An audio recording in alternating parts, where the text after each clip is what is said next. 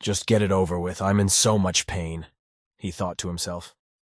Wu Yu, a voice called out to him. Who's calling me? He looked up at the sky of the ruined city on fire. Did you really come? He turned to the white silhouette that had appeared. Have you come to take me away?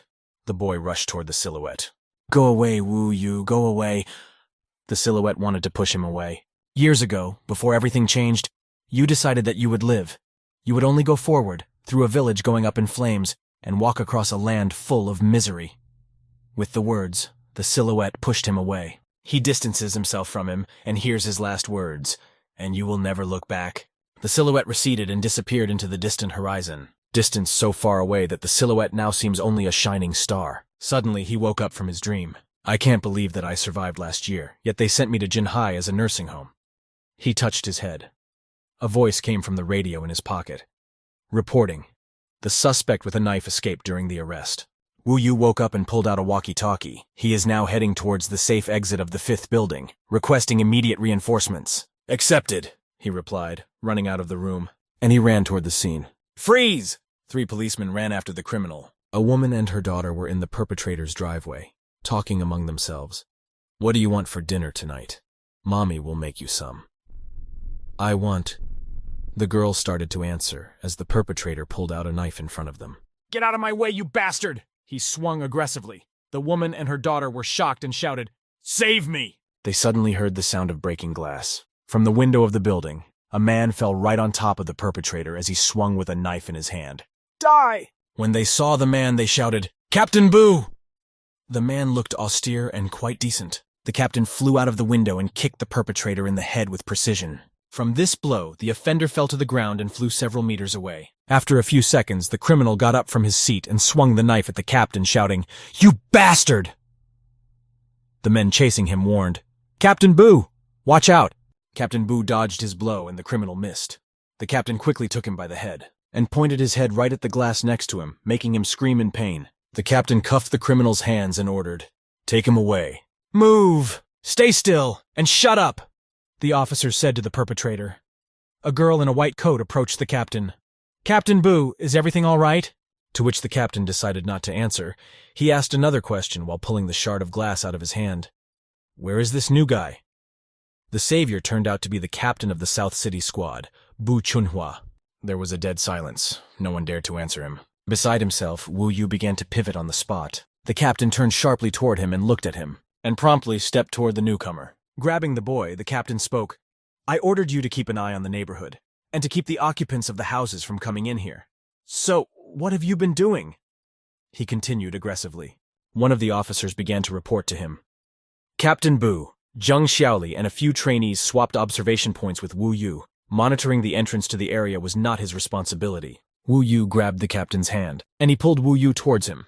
They face each other. The captain spoke threateningly. Speak when I ask you. Wu Yu started to explain himself.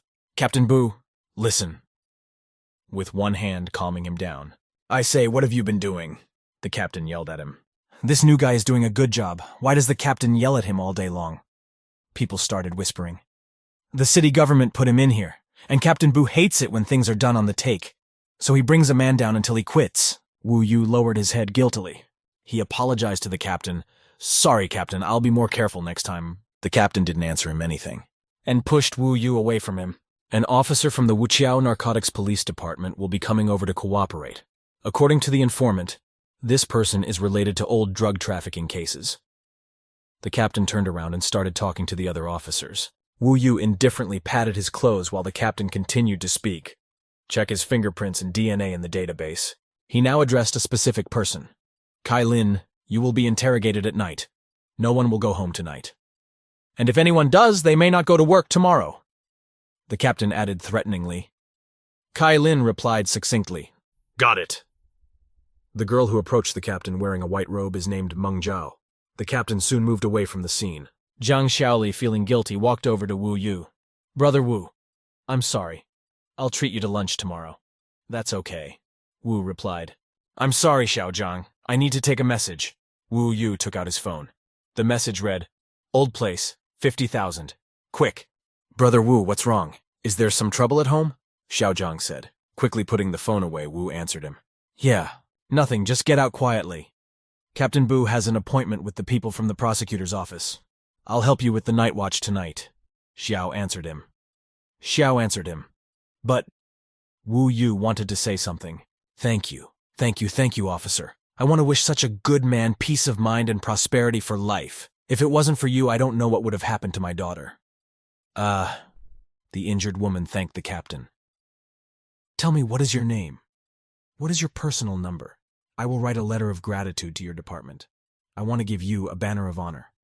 She continued, shaking his hand. No need for that. The captain replied briefly. I don't care. Like the captain, Bu Chunhua. Not worth 50 Zimbabwean dollars, let alone $50,000. Wu Yu thought indifferently. Then it's a deal. He touched Xiao Zhang's shoulder. Thank you, Xiao Zhang. Lifting the yellow police tape, Wu Yu left the place. A multitude of stars covered the sky of the city under which the captain's car was passing. Captain, the people from the prosecutor's office just called and said that they will be at the station in 20 minutes. Kai Lin informed him. All right, came the reply from the captain. And there's something else I wanted to tell you. Kai Lin continued. Speak. The captain allowed him to speak. To which Kai Lin replied, Today, Wu Yu took the hit meant for the trainees. He's an honest guy. He doesn't do whatever he wants because of his circumstances. Later on, he will stay in our unit, right? The answer was no. It won't stay, said the captain. CID is not a springboard to a career in seniority, added Captain. Glancing at the car window, he clarified. None of the earlier ones lasted 6 months. He'd better leave and be done with it. Kai Lin wanted to contradict him when he heard a sudden order to stop the car. The car stopped abruptly. What's wrong, Captain? His subordinate asked him what was wrong. The captain stares intently at the window while Kai Lin faintly whispered, Damn. Wu Yu, why did you run away? Watching Wu Yu enter the bus, the captain turned to Kai Lin. Tell Director Shu that Wu Yu may not go to work tomorrow, the captain finished sternly. The action takes place in a bar called Iron and Blood. The time is 9:15 p.m. Downstairs of the bar and turned out to be an underground ring where people fight for money. They even have their own spectators. Red Tornado! Red Tornado! The spectators demanded. One of the men called out to Wu Yu. Wu Yu, over here! The chubby man called out to him. Hit him! No mercy! The spectators around him shouted. The man came closer and grabbed Wu Yu's hand. Expressing joy, he said, Oh, you finally come. Pointing his hand at the ring, the man dragged Wu Yu behind him. This Vietnamese has won 7 matches already. And every match is bloody, if not broken, he said. A man stood in the ring, raising his hands to show that he had won. His opponent was lying on the ground. A man approached him and called for help. I'm going to get hurt like this, complained the male organizer. Counting on you! After saying that, Wu Yu threw his cloak and grabbed onto the ring net. Understood, Wu Yu replied. He picked up the ring. Who the hell is this brat? They shouted from all sides. Red Tornado got angry and said, Who the fuck are you? Are you scared out of your mind? Standing next to him was a man with glasses, apparently his trainer, who explained to him in a whisper, Quiet. They say he doesn't usually come out, but every time an outsider has a big winning streak, that fat guy calls him out for a high price. Red Tornado appraised Wu Yu, calling him an outwardly handsome man. The two opponents met each other's gaze as they stood opposite each other.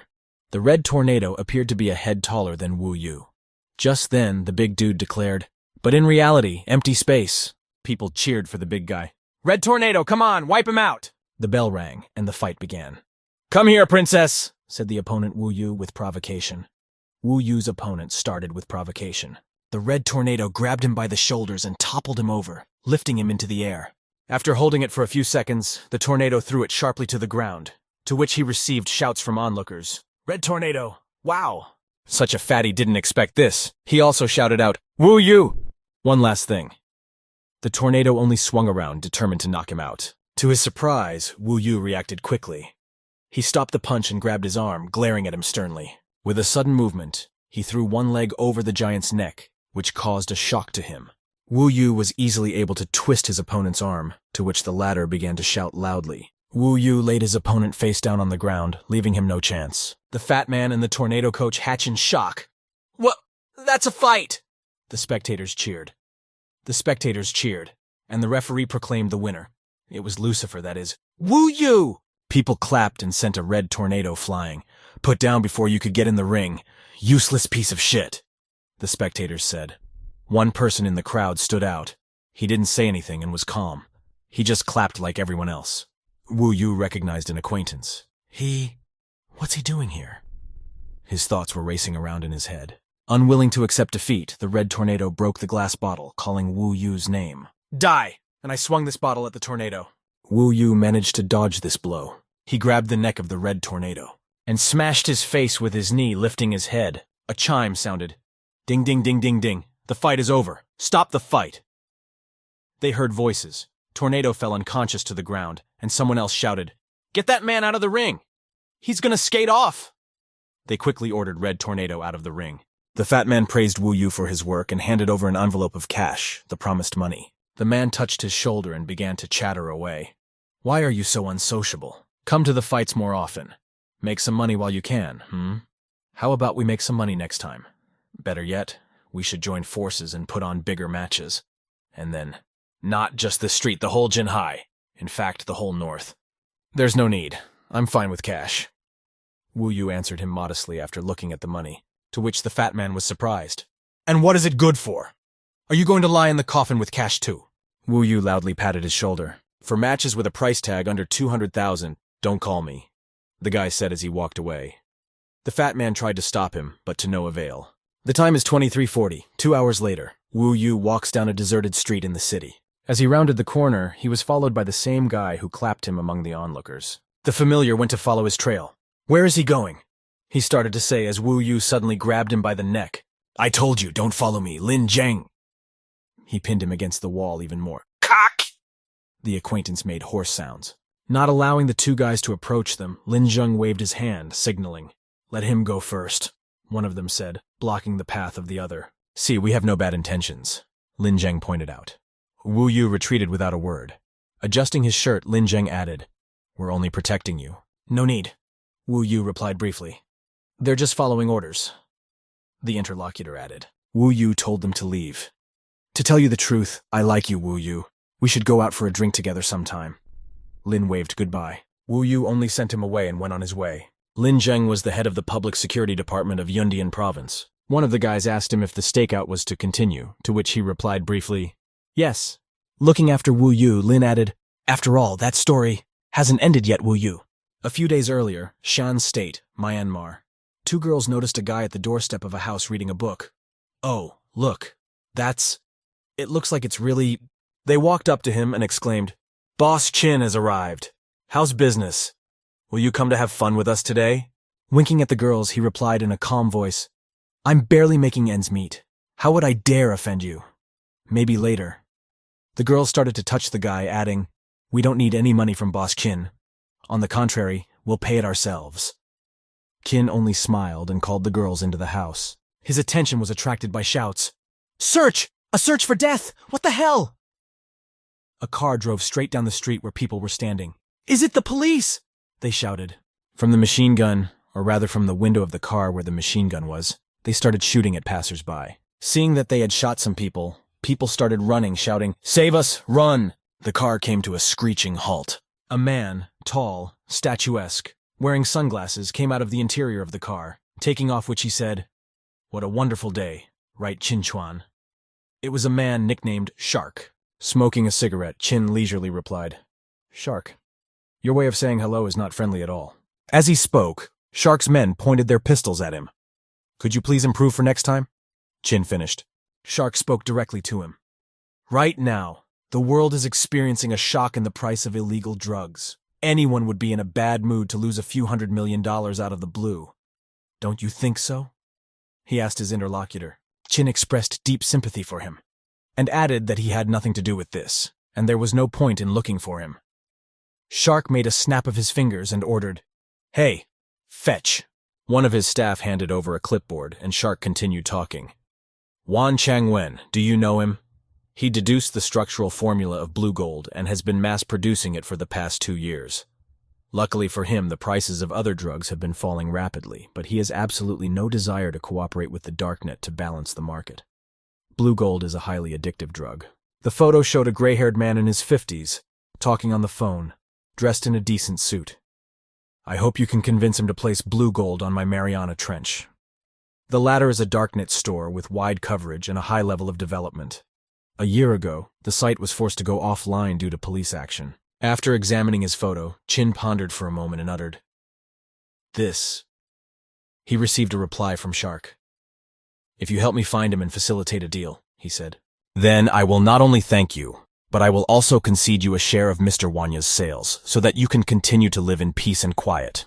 Shark further narrated, "Go vegetarian, pray to God, or do whatever other nonsense you want," Shark finally suggested to him. "A fair deal, don't you think?" Shark pointed out.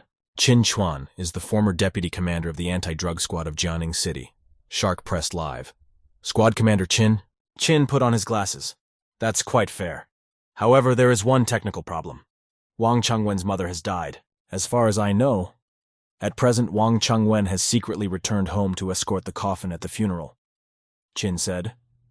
Shark only supported him. "Isn't it for the best?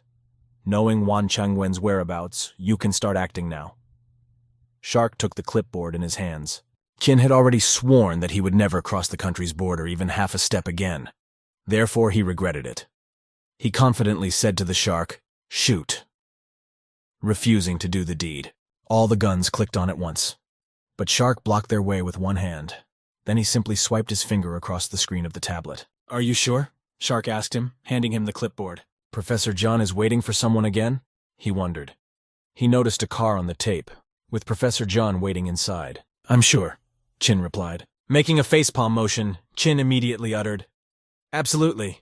I've already prepared to become a hermit, a vegan, and pray for the rest of my life for his sake. I'll start soon." "Oh, Captain Yan has been freed." The words that caused Chin's attention to be drawn to what was happening. Captain Yan walked over to the car where the professor was sitting. He also called out his name, "Jian Ting." The captain walked over to the driver's seat and asked, "The guns are loaded. Are you sure we should shoot?" Making a facepalm motion again, Chin muttered, "If you had asked me a few years ago, perhaps my answer would have been different. But right now, I believe that the state border—" "It's not that hard to cross," he affirmed. "After all, everyone knows. Every oath I take is eaten by me." Shark only laughed merrily at Chin's words, noting that the commander was such a humorist. Chin stood up from his seat and spoke. "You flatter me. However, my brokerage services are not cheap. If you don't pay me now, no one will pay me in the future. A broker is an intermediary in making transactions on the stock exchange. As payment, he receives a percentage of the transaction." Half turning around, he continued, "Or the customers will follow your example and start taking turns barging in to bust my head in." Chin pulled the nightstand. He wanted to find something from there. At the same time, he continued to say, "You have to pay me with something, right? You're considered to have hired me, but then I need to provide for my livelihood." To which Shark replied that it was only fair. Chin found one drawing. Pulling it out, he continued, "Anyway, you have the money. How about an advance? Deal?" Shark agreed and asked how much he wanted. Chin replied that he didn't need money. "As an advance," Chin uttered, "I want this," and showed Shark his find. Taking the drawing in his hands, it was a surprise to Shark. He had assumed that for Chin's work, if he didn't ask for money, he might ask for women. "Who knew you had such specific tastes?" Shark added. Smiling, they continued the conversation like this. "Or do you have some exclusive hobby?" the drug dealer asked him. Chin replied, also smiling, "The prices are so high that I can't buy it myself. The only thing left is to rip off customers. He collects a little, that's all." "Since that's the case, no problem. You'll have the advance soon. The Shang military and police will be here soon. Get in the car, Commander Chin." He invited him into the cabin. "Let's start our fruitful cooperation." It sounded good. The rustling of poppies could be heard. "So what finally happened a year ago? Interpol thinks you've been dead for a long time. And there's also a rumor that one secret agent single-handedly killed all of your armed fighters," Shark asked. "So which of these is true, after all?" Chin reassured him. Shark didn't have an answer yet. Shark turned the topic of conversation. He asked him if he knew an artist. And the man asked who, specifically. "After so many years, thanks to him, I realized that I, in whose capture Interpol had been powerless, despite being listed in the Red Circular 3 times, had not come out from behind its line of fire all this time. The Red Circular is a list of internationally wanted nationals to be extradited to China. But the artist was brought to me not by luck, but by fate," he pointed out. Chin speculated, "But since you are alive, he is not but dead." Shark answered him calmly. No, fate is unusually cruel to him. They were passing through a clearing of poppies. Shark kept saying, I'm still alive and he's not dead yet. To start the shower, Wu Yu twisted the faucet and water ran down the shower. He started touching on the spot, the right shoulder blade, where his past opponent had struck. He began to remember the words of the audience. Red tornado, wipe it out, beat it. No mercy. Beat you to death. Traitor. Police dog. Tell the truth. The memories resurfaced with different voices. He was sitting on the ground, all torn and battered. He continued to be kicked with the words, still silent, keep kicking, kill him if he doesn't speak. They said he dared to denounce the police and should be killed. A poppy was blooming in the background. No, what happened in Myanmar? From the unwanted memories, Wu Yu had a panic attack. He began to gasp and slid down the shower walls. He didn't have to think about it again. Grabbing his throat, he breathed heavily. I mustn't go on like this. If it goes on like this. After a second pause, closing his eyes, he said eerily, I'm going to die. The next day, at 8:25 a.m. in the police station of the southern district of Jinhai City, further events occur.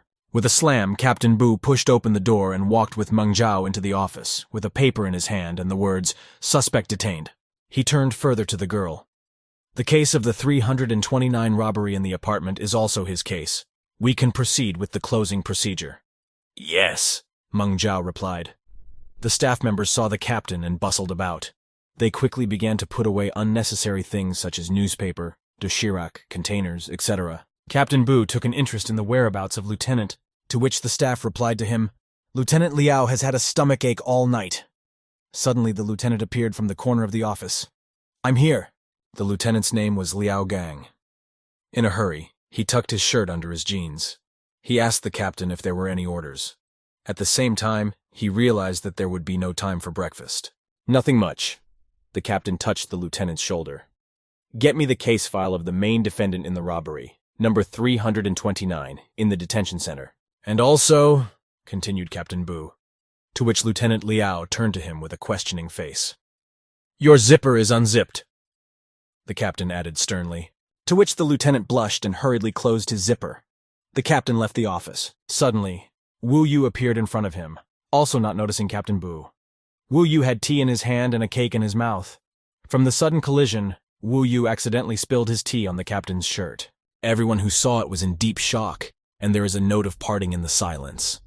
All of Cambridge is now in silence. A famous line from a poem by the Chinese poet Xu Jimo was appropriate for this occasion. Wu Yu, rely on yourself. The sleepy Wu Yu woke up abruptly and had a grimace of fright on his face.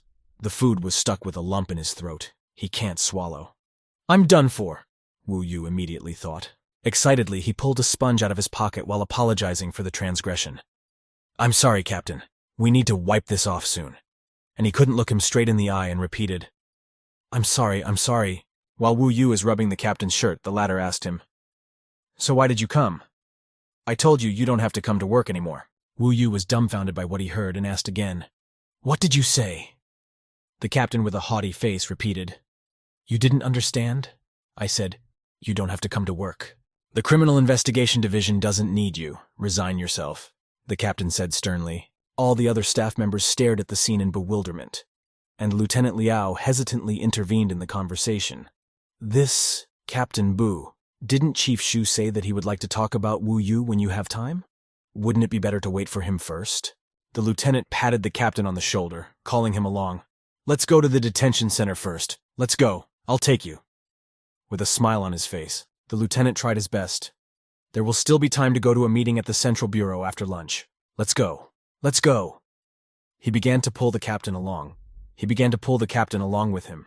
He walked sideways to Wu Yu. They met cold and indifferent glances. As he got closer, he moved closer to Wu Yu's ear. I don't want an employee and my subordinate who is aimlessly passing the time at work, so that when I come in at lunchtime, you won't be here, understand? Wu Yu mentally chuckled at his words. Aimlessly shorting his time. Huh. He and the lieutenant turned around and were leaving. The captain was telling him, I'll change first while you get down to the car. Okay, Lieutenant Liao replied. Wu Yu squeezed his hand hard and then finally relaxed it. Exhaling, Wu Yu decided to politely apologize. I'm sorry, Captain. I realize my mistake. It won't happen again next time. He bowed deeply. The captain turned around and became extremely angry with him. He abruptly grabbed Wu Yu by the collar of his shirt and dragging him along. Come with me! The lieutenant's words to stop him were in vain. "Captain Boo! Where are you dragging him?" The captain opened the office door and pushed Wu Yu inside. "Captain Boo!"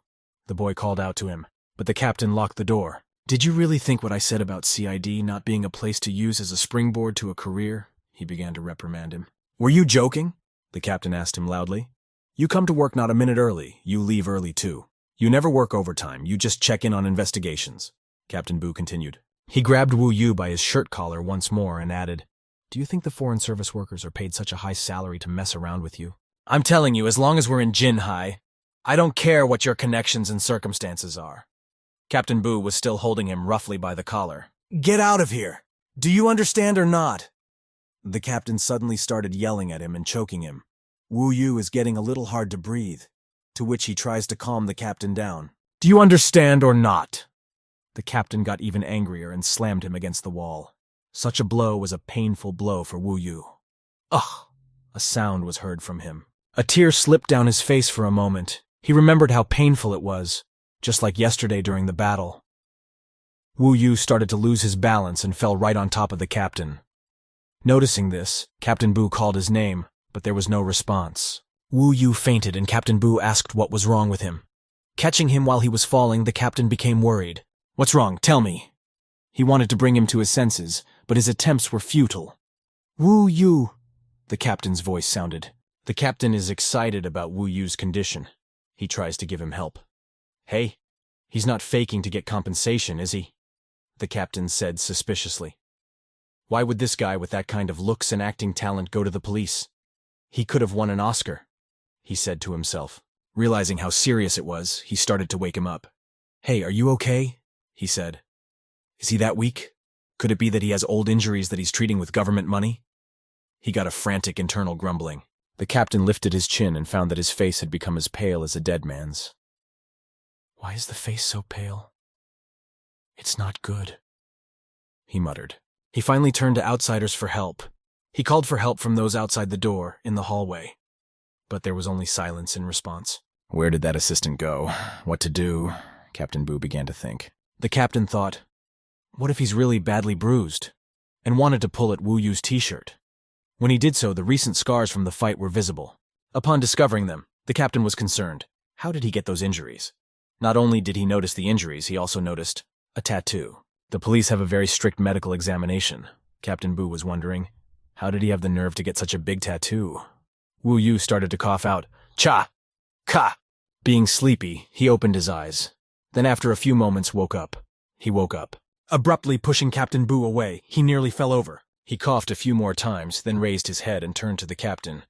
"Did you really think?" Wu Yu grabbed the captain by the collar and pulled him to him and said, "That on an over-academic suffering chief like you, I care, Buchunhua," Wu Yu said through clenched teeth. Someone pushed open the door and entered the office. It turned out to be Chief Shu. "I've been looking for you almost all evening. Where have you gone?" he said. He said as he entered the office. Seeing the two of them standing very close to each other, Chief Shu became numb. "What are you two doing here?" the warden shouted. They finally paid attention to him. Wu Yu immediately let go of Captain Boo and humbly started apologizing for himself. "I'm sorry, Captain. I shouldn't have left earlier." He promised it wouldn't happen again. On top of that, he made a face of cuteness, and the captain started fixing his shirt. Chief Shu demanded, "You two, get away from each other," he shouted. Captain Boo wasn't happy about it either. Finally, they retreated a few steps. Stepping straight toward the captain, the chief asked him, "Look at you! What have you done to me here?" At the same time pointing his finger at him. The chief was angry. He began to contain his anger and calm down. The boss turned to Wu Yu. "Everyone has emergencies at home, but next time, you should take some time off before leaving early." His benevolent tone had a good effect on the guy. "You realize your mistake?" "I do," Wu Yu replied innocently and obediently. Pointing his finger at Wu Yu, the captain wanted to report him. He was stopped by Chief Shu. "Stand down." He said he realized his mistake. "Don't use that threatening. You don't take overtime. You don't work stuff on me." The captain took offense and began to sulk at the chief. As if nothing had happened, the latter continued. "I'll go down to meet with Liao Gang. The Cayenne District Police Department just reported a brutal murder. You go to the scene." Wu Yu replied to him, "All right, Chief Shu." Wu Yu left them, stepping onto the street. The chief had already addressed the captain.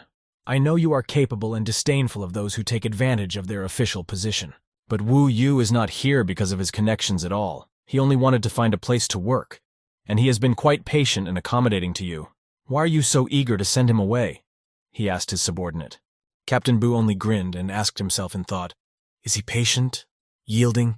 Chief Shu looked at him sternly and remarked, even if you want to chase him away, it's impossible to do so now. After all, he was sent here by the CityCom. Gorcom is the CPC's city committee. You should care about your uncle's son's reputation in Gorcom, right? Warden Shu asked him, pushing down on the living. Captain Bu answered his superior briefly that he understood him. That's good. I have already given all the case files to your deputy Liao Gang, so send them to the scene at once. Chief Shu smiled at him. Chief Shu smiled back at him. Got it. Captain Bu went to carry out the order. Hey, wait! Wipe your groin first! The warden said angrily. Captain Bu was also sullen. Xiao Wu, what just happened, don't take it personally. Lieutenant Liao encouraged him. Brother Hua isn't a bad person, just the temper is a bit. He held out a pack of cigarettes to Wu Yu, simultaneously pulling out one cigarette. Wu Yu replied that he knew. It's good that you know. In fact, Brother Hua's character is like this because of his family. The lieutenant's lighter silked. Wu Yu took a drag on his cigarette and continued to listen to him further. He has quite a complicated family situation. You just came and don't know, maybe later. Suddenly, Captain Bu's voice came from behind them. What are you two discussing here? They both turned around. Wow, Captain Bu is here, the lieutenant exclaimed. The scene is near Xiaogang village near the Xili River in the Cayenne district, he reported. And the captain ordered him to go to the technical department and tell Lao Wang to send out some forensic experts. We're moving out now, he added. Lieutenant Liao stood still and replied briefly. Aye. Captain Bu stopped and looked at the smoking Wu Yu. He asked him if his back was fine. Wu Yu replied that it was fine, and with a cold face he thanked him. Thank you, Captain. And he just mentally said, there's that half-dead look on his face again. We've just had a fight, but he can still pretend like nothing happened. Captain Bu wondered how much longer he could hold back. He uttered, well, if it's all right, and reached into his pants pocket. Abruptly threw the car keys right at Wu Yu. Toe caught them. Get in the car, came the order. Wu Yu looked at him and interjected, Eh? The captain looked at him sternly and said, get behind the wheel, or should I be your driver? Wu Yu understood him and stepped towards the car. His injury stuttered and he grasped at it. It's already been 2 days. Why does it still hurt so much? He thought to himself. Seeing this, the captain responded to him. Put out your cigarette. Smoking is bad for your health, he said while looking at his subordinate. Wu Yu was surprised to hear this from the captain. Coughing, Captain Bu noted that to top it off he didn't smoke. So the driver is not allowed to smoke if I'm in the car, the captain added. Grinning, Wu Yu replied, you don't smoke, and turned towards him. What does he want?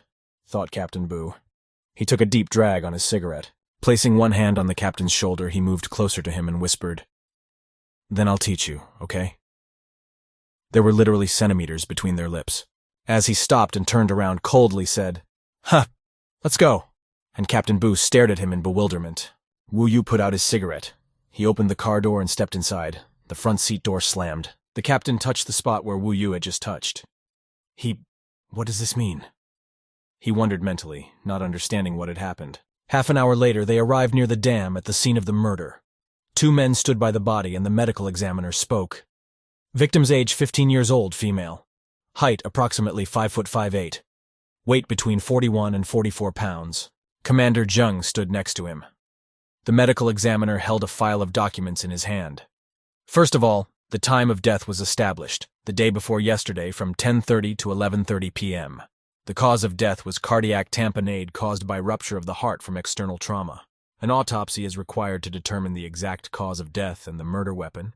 The commander cocked his head and asked, No more leads?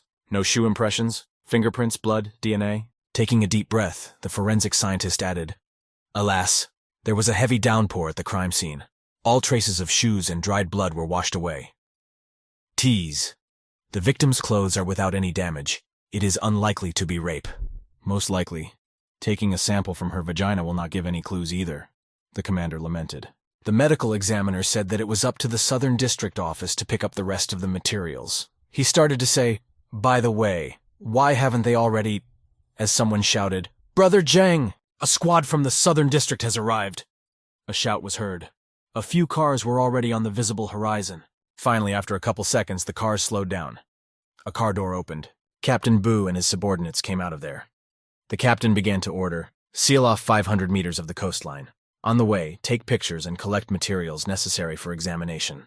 The forensic examiner and Commander Zheng began to chat in whispers. This is their funding. It really is. It's getting sickening. The captain further spoke orders.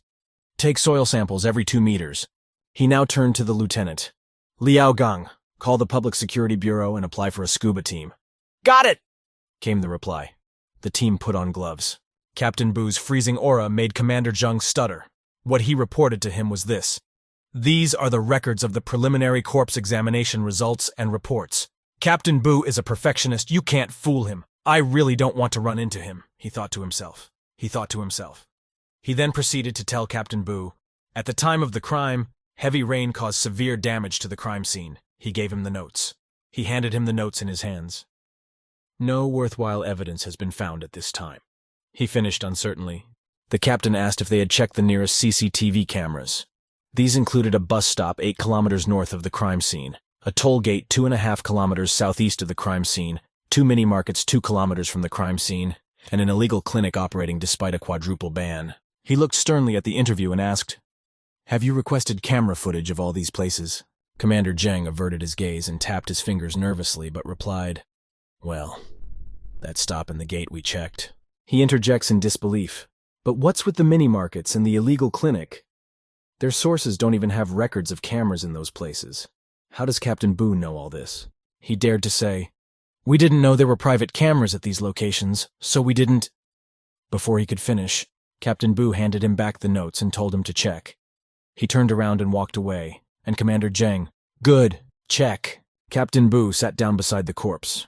Wu Yu came over to him and asked him what he could do to help him. The captain pulled the corpse bag and refused to be assisted. Seeing the corpse, Wu Yu was numb.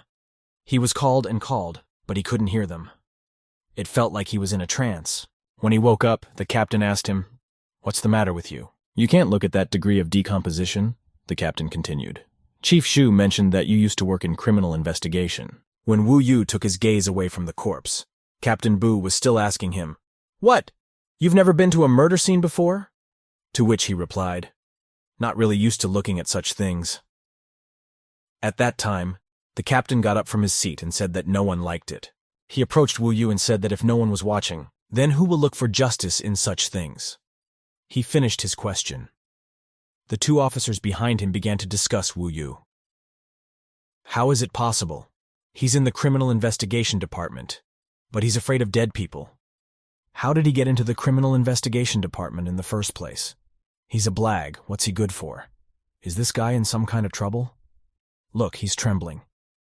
Wu Yu noted to himself that in the future, he would often have to face such a situation. He ventured to look at the corpse and thought he only had to think of something else. All he needs to do is forget what came before. The girl's corpse was staring right at him. Her hand fingers suddenly twitched. She abruptly rushed towards Wu Yu, saying, Save me! The boy was stiffly frightened and couldn't even move. He heard voices. We are in so much agony. Who will help us?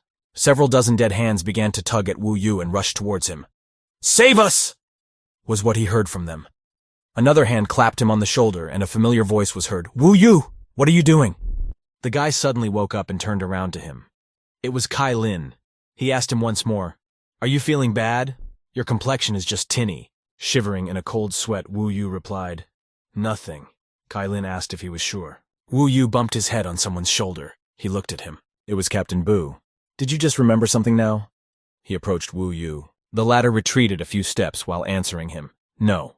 I just didn't expect the victim's eyes to be open, and I got scared. He began to stammer. I'll take a look. I'll go over there.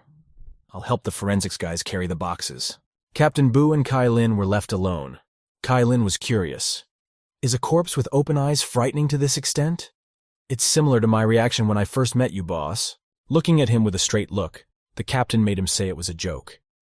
Captain Boo turned around and asked, Has the victim's identity been confirmed? Kai Lin followed behind him and replied, Yes. The victim's name is Nian Xiaoping. Her house is not far from here in Xiaogang village. The protocol had information about her: photo, nationality, identity card, etc. Kai Lin went on to say, her parents are migrant workers, her father Nian Daxing is a warehouse guard, and her mother Fan Ling works in a garment factory. According to teachers, her grades were not particularly good. Nian Xiaoping often missed classes because of her part-time job. Also, she's recently gotten close to someone outside of school, probably her boyfriend. Kai Lin handed over the protocol to the captain while stating, and this someone outside the school is none other than our witness who reported the crime. And the captain flipped the page. There was also information about him in the report. His name was He Xingxing. They read his statement. May 2nd, the night of the crime. He Xingxing met Nian Xiaoping after her evening shift to walk her home. The two moved along the embankment until they reached this spot. He Xingxing said to her, hide the overtime shift money well. Don't tell your father, or he'll waste it all on gambling again. Nian Xiaoping replied that she knew. She said that when she had saved enough money, she would take her mother away from here to her home. Even plowing the land is better than staying here. At that time, there was poor visibility due to heavy rain. The report says that He Xingxin heard a strange sound, as if there was something behind them. They became alert. Then he asked her, did you hear that? Is there someone behind you?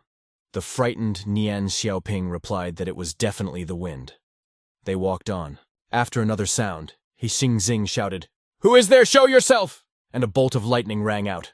Following that, a skeleton with a knife emerged from the empty grass and stood in front of them, and struck Nian Xiaoping. She screamed loudly. There was blood everywhere. Kai Lin, imitating the skeleton's movement, added, in the end, the assassin stabbed Nian Xiaoping. The captain had no words. He only asked what happened next. The murderer, after wounding Nian Xiaoping with a knife, reached the riverbank, jumped into the water, and disappeared. The captain asked a counter-question. The murder was committed the day before yesterday. Why did they only go to the crime scene now? He Xingxing didn't report to the police? Kai Lin replied, he did, but the police station didn't believe his fiction about an evil demon killing a person. Besides, he was afraid of being blamed, so he stole a neighbor's motorcycle and rode it away. On the highway, he was apprehended by a traffic officer, and even then it was discovered that a murder had indeed been committed. You don't believe in the story of a zombie killer from tabloid novels, do you? Judging from the intelligence displayed during the motorcycle hijacking, it's likely that he committed the crime himself and actually made up such a story, Kai Lin said without speaking. I don't think so, Captain Bu said. Kai Lin did not understand him. Perhaps he is not lying and the so-called demon is not a fiction, the captain suggested. Kai Lin's worldview collapsed and asked him why. Because, the captain began to explain. But he noticed Wu Yu standing by the corpse. What is he doing? Why is it that the more dead people I see, the more scared I get? Wu Yu wondered. Wanting to unzip the fly of the corpse's bag, he continued to say, apparently before, but he didn't have the heart to look at the corpse. It really does get worse as time goes on. And he closed his eyes. Suddenly someone grabbed his hands, which stopped. He looked at him, wanting to know who it was. It was Captain Bu. They met gazes. Captain Bu pulled Wu Yu's hand. They opened the bag and he beckoned Kai Lin to come over here. I said that He Xingxin is probably not the killer because of this wound, the captain said. The weapon was thrust between the ribs, right into the heart. By the shape of the wound, we can say that it was a double-edged blade, as the entrance wound opening is small. However, the deceased was not found to have any injuries or scratches from resistance and attempts to break free. He took her hand and continued. Also, there are no wounds on the inner and outer sides of the palms of her hands from a reflexive attempt to defend herself from the knife. This means that the unsuspecting Nian Xiaoping was killed with a single blow under shocking circumstances. The killer has excellent skills, outstanding physical strength, and a cold mind. He closed in on the girl's corpse. A man like that can't be a hoodlum who ran away in a panic on a neighbor's moped and was caught by the DPS. You must remember one thing, Captain Bu continued to say. Very often the testimony of witnesses is at variance with reality.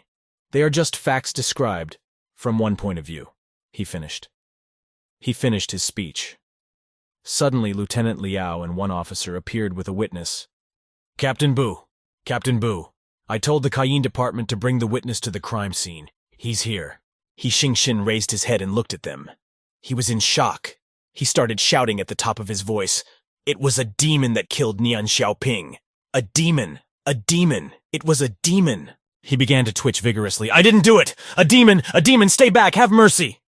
To which the lieutenant told him, "Where to? Don't move." He was screaming like crazy. "Terrible! Captain, what are we going to do?" Kai Lin asked him. The captain replied that he should be taken back to the car and told Kai Lin to interrogate him personally. "Got it!" He began to carry out his order. He Xing and Kai Lin got into the car. The witness repeats that he wasn't lying, and it wasn't him who killed her. "Really, it wasn't me who killed her. It was a demon, a demon. I beg you to believe me." To which Kai Lin coldly replied, "Let's get this straight, without the skeleton killer nonsense.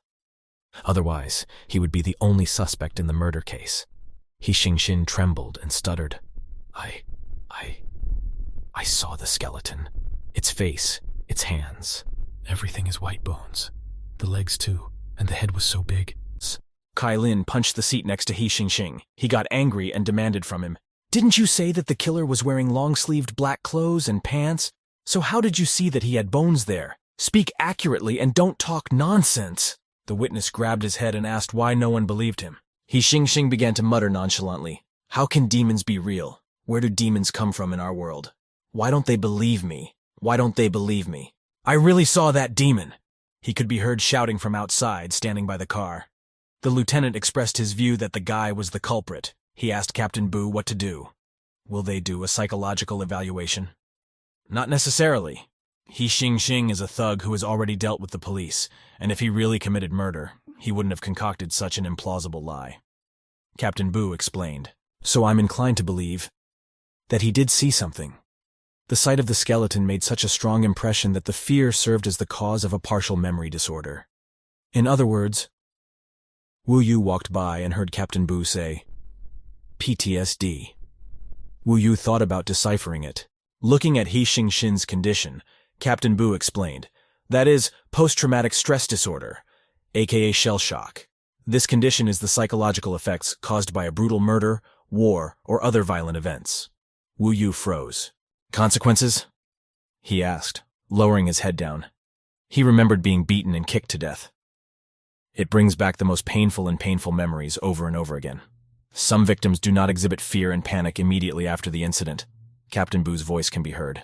That's why even experienced menace officers don't see the traces of this psychological trauma. Everyone thinks they have returned to normal. However, with each passing day, they experience more and more inner terror and despair. And maybe one day, years from now, it will turn into suicidal tendencies, Captain Boo pointed out. A look of despair appeared on Wu Yu's face. Wu Yu clenched his hands tighter where the materials were. And Captain Boo also said, "Or it may come to the point that due to psychological instability, the victim may one day become a criminal." The officer asked an inappropriate question. "So He Xing is crazy now? This guy doesn't look like a wimp. The killer didn't touch him. He witnessed the murder and went crazy." The lieutenant yelled back at him, "Shut up, who's crazy? Do you have any professional qualities or not? You're crazy." The captain gave him the answer that PTSD does not equate to insanity, and it is not something to be ashamed of. It has nothing to do with dementia or unreasonableness. It is the body's natural reaction after trauma. You'll never know what kind of violent events a person may have experienced, so don't jump to conclusions. He turned to Wu Yu. He only stammered in reply. Captain Boo. I'll take the evidence. Captain Boo, goodbye," he said, and left. "What's the matter with him?" Captain Boo thought to himself as he looked after him. Kai Lin opened the door and told Captain Boo that they had gotten nothing from him, asked what to do. The captain told him, "Take a paper and pen, let him draw what he saw." "Aye," came the reply from the subordinate. Kai Lin further tried to calm him down and draw what he remembered. Then he touched his shoulder and spoke out, "If you don't remember, come with us to the station, either way you—" Not wanting to be touched, He Xing began to impulsively move. "Don't touch me, don't touch me, don't touch me. Demon, demon, demon." He lashed out and fell to the ground. The car door suddenly opened. Kai Lin tried to call out, the one who entered. "Boss!" Captain Boo grabbed He Xing, pulled him to him, and called his name. "Didn't you say there was a demon in there? Since you said there was, draw it and show me." He clapped the paper and pen in his hands. He froze, and the captain continued to tell him, "Don't be afraid that you won't be able to draw it, or that they won't believe you. Even a few strokes may prove to be a clue to the investigation. Do you want to avenge the innocently killed Nian Xiaoping? Can you still be considered a man?" The captain asked him menacingly, pressing him to his core. Holding the paper in his hand, He Xing replied, But no one believes me. To which the captain said to him, I believe you. All you have to do is draw the demon, and that's the only way you can help Nian Xiaoping. And help yourself, the captain pointed out. Tears flowed from He Xingxin's eyes. He started drawing the demon with a description. Its head is very large. Instead of eyes, 2 empty eye sockets, very convex top of the head. Captain Bu interrogated him. A convex top? Hair or something else? Trying to remember, He Xingxing repeated several times. On top. On top. On top. Finally remembering, he shrieked, It's a hat. It's a hat made of pieces of bones. After receiving the drawing, Captain Bu pushed open the car door and got out. He handed the drawing to Lieutenant Liao with the words, Take He Xingxing to the South District office. Invite a forensic artist from the threat lab to interrogate him to detail this sketch. Got it, replied the lieutenant. Where is Wu Yu? Thought the captain. His thoughts were interrupted by the lieutenant. Captain Bu, we'll leave the crime scene to the forensics team. Any other orders? The captain refused. He spoke loudly. All external service personnel pack up. We're leaving. Behind them, Wu Yu was helping a man carry things. Come on. On the count of 3. Let's lift together. It was Chief Wang, the technical department of the Southern District branches. Wu Yu's shoulder hurts. It's hard for him to strain. Click, and they threw the thing into the gazelle. Warden Van thanked him for his help and asked if he was busy. He replied, Nothing, I'm not busy, while touching his shoulder, hoping it wouldn't get worse. Warden Wang began to speak in a friendly manner. If you're not busy, could you stay and help us collect the evidence? And then have dinner with the tech department afterward. In the background, 2 guys from tech department were whispering about their conversation. He was saying that the tech department is always short-handed. Check it out, old Wang is luring people again. This time he has his eye on Captain Bu's man. And Boss Wang further continued to invite him. If we don't dig up more young and beautiful police officers now, how can we lure graduates to join us later? Uh-huh, Wu Yu replied. He just patted him on the shoulder and continued to talk nonstop. Young people are enthusiastic. Great. In fact, our department has liked you for a long time. We have a good salary and a gentle management. Not like that captain of yours who walks around with a donkey face all the time. We have a different thing altogether. Wu Yu, someone responded. It was Captain Bu. Both of them turned to his side. At this time, the captain opened the car door ajar and said, I told you that this morning's matter is still pending, and I'll deal with you on the way back, remember? With a stern look, he called Wu Yu over here, and Boss Wang started to threaten him. Hey you, last name Bu. The open car door slammed shut. Captain Bu grabbed Wu Yu's wrist and lifted it up. Didn't you hear what I said? They were once again very close to each other. Looking away, Wu Yu replied, Warden Wang asked me to help with the evidence. I'll come back later myself. The captain moved even closer to him and asked, Is it the threat or the maintenance department that pays your salary? After Wu Yu was silent, he continued to speak. It's useless for you to say anything, right? Behind them, Warden Wang shouted at them, Don't look down on us, Mr. Bu. From next quarter, Chief Xu will increase the allowance of everyone in the maintenance department by 200 yuan, he proudly announced. Lowering his head down, Wu Yu apologized to the captain. Unexpectedly, Captain Bu put his arm around his shoulders and embraced him from behind. Wu Yu was puzzled and asked, Further in this position, Captain Bu led Wu Yu away to the car. The latter asked him, Okay, Captain Bu, where are you taking me? They got into the car and the captain got into the driver's seat with his words, 200 yuan promotion to you for Bawan shampoo for hair loss. Bawan is a famous herbal medicinal shampoo in China, heavily promoted by movie star Jackie Chan. Following Bu's car, Chief Wang could be heard yelling that the captain was overstepping his bounds. Wu Yu dared to say something. Captain Bu, we're going the wrong way after all. Looks like it. To which the captain replied, Stop pretending. There's no one else around. Wu Yu became cold as usual. He guessed that this was not the way to the station, so he asked the captain where he was taking him. This time he addressed him as you. Guess, the captain replied cryptically, keeping his eyes on the road. Cautiously, Wu Yu told him that he would get off here. The driver reacted acutely. He turned the steering wheel sharply to the left and started overtaking cars, moving quickly. With a creak, he stopped at the entrance of the hospital. Captain Bu clarified that this was where they had come. This is a hospital? Wu Yu thought sharply. While he was thinking, Captain Bu said, Why are you frozen? Do you need a special invitation? Wu Yu turned to him and asked why he had brought him here. For inspection, Captain Bu replied, unbuckling his seatbelt. Wu Yu didn't understand what the inspection was and asked, "Inspection of what?" To which the captain replied to thoroughly inspect his back, rather than wait for Wu Yu to start demanding compensation. Wu Yu now realized what he was worried about. Wu Yu cheered up and thanked him. He explained his wounds as an accidental fall, noted that he was fine, and said that this hospital. But he was interrupted by the captain. "This hospital what?" Wu Yu rubbed his fingers together demonstratively and said, "Regarding the matter of payment." The captain got angry at him and chased him away. Wu Yu was examined in the deputy chief physician's office. The doctor assessed his condition. Young people don't take care of themselves at all. Fortunately, there were no internal injuries from the fall. Otherwise, your family would have to get ready to sell the apartment. Take it seriously. Many people jump after being hit by a car. Everyone waits a couple days until it gets really bad, and then they start calling for help. Okay, remember to disinfect and apply medicine in a timely manner. Avoid cold and heavy exertion. Go find your captain. The doctor finished speaking and handed him a sheet in his hands. Wu Yu asked where to go for payment. The doctor told him there was no need to pay. Captain Bu had already paid for it himself. He recommended him to have a good rest. Wu Yu was shocked to hear this. Paid for it? Buchurhua? He thought to himself. Further pacing down the corridor, he was still thinking that such actions weren't exactly in the style of an elite like him. So, he's after all. On the waiting chair sits Captain Bu, relaxed, head raised and eyes closed. The nurses look at the duo. They find Wu Yu and Captain Bu's looks so attractive. And the guy himself was dumbfounded that he hadn't left yet. This Bu Chunhua is from an excellent family of outstanding ability. Originally had a start that others couldn't dream of, Wu Yu recalled. He walked right up to him and then thought, the support of his subordinates and the media is assured, and he has an even more successful future ahead of him, no other way. Wu Tapayu leaned over and approached him. Why is his life so prosperous? Why are the success and glory of such people illuminated by light, while others are left only to stubbornly fight in darkness?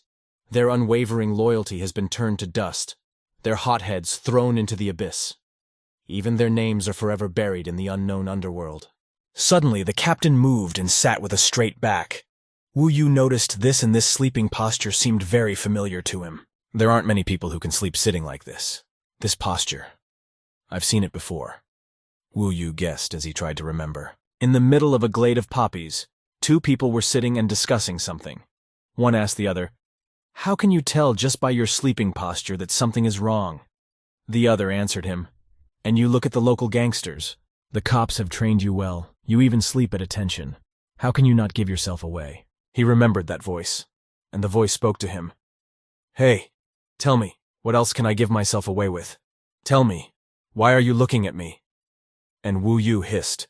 He didn't notice the captain waking up.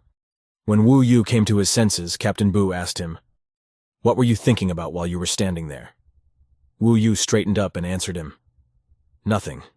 I was thinking about the case." Wu Yu hesitantly looked away, and the captain inwardly thought, "So I believed it!" I guess he was mentally saying hello to the 18 generations of my family again.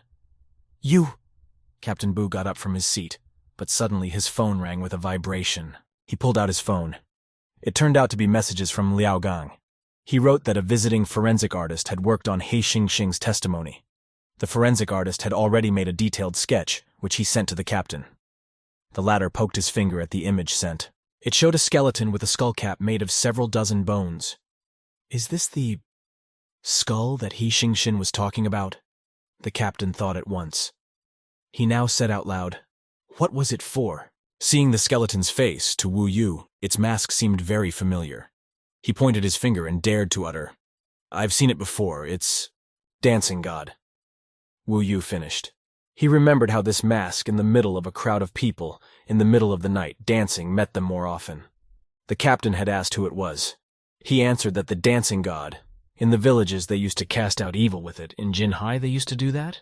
The captain clarified that in the north, the Dancing God is not as Wu Yu described. He dances and sings with a hat and a mask. "Have you seen this bone mask? Where are you from?" Captain Bu began to ask him.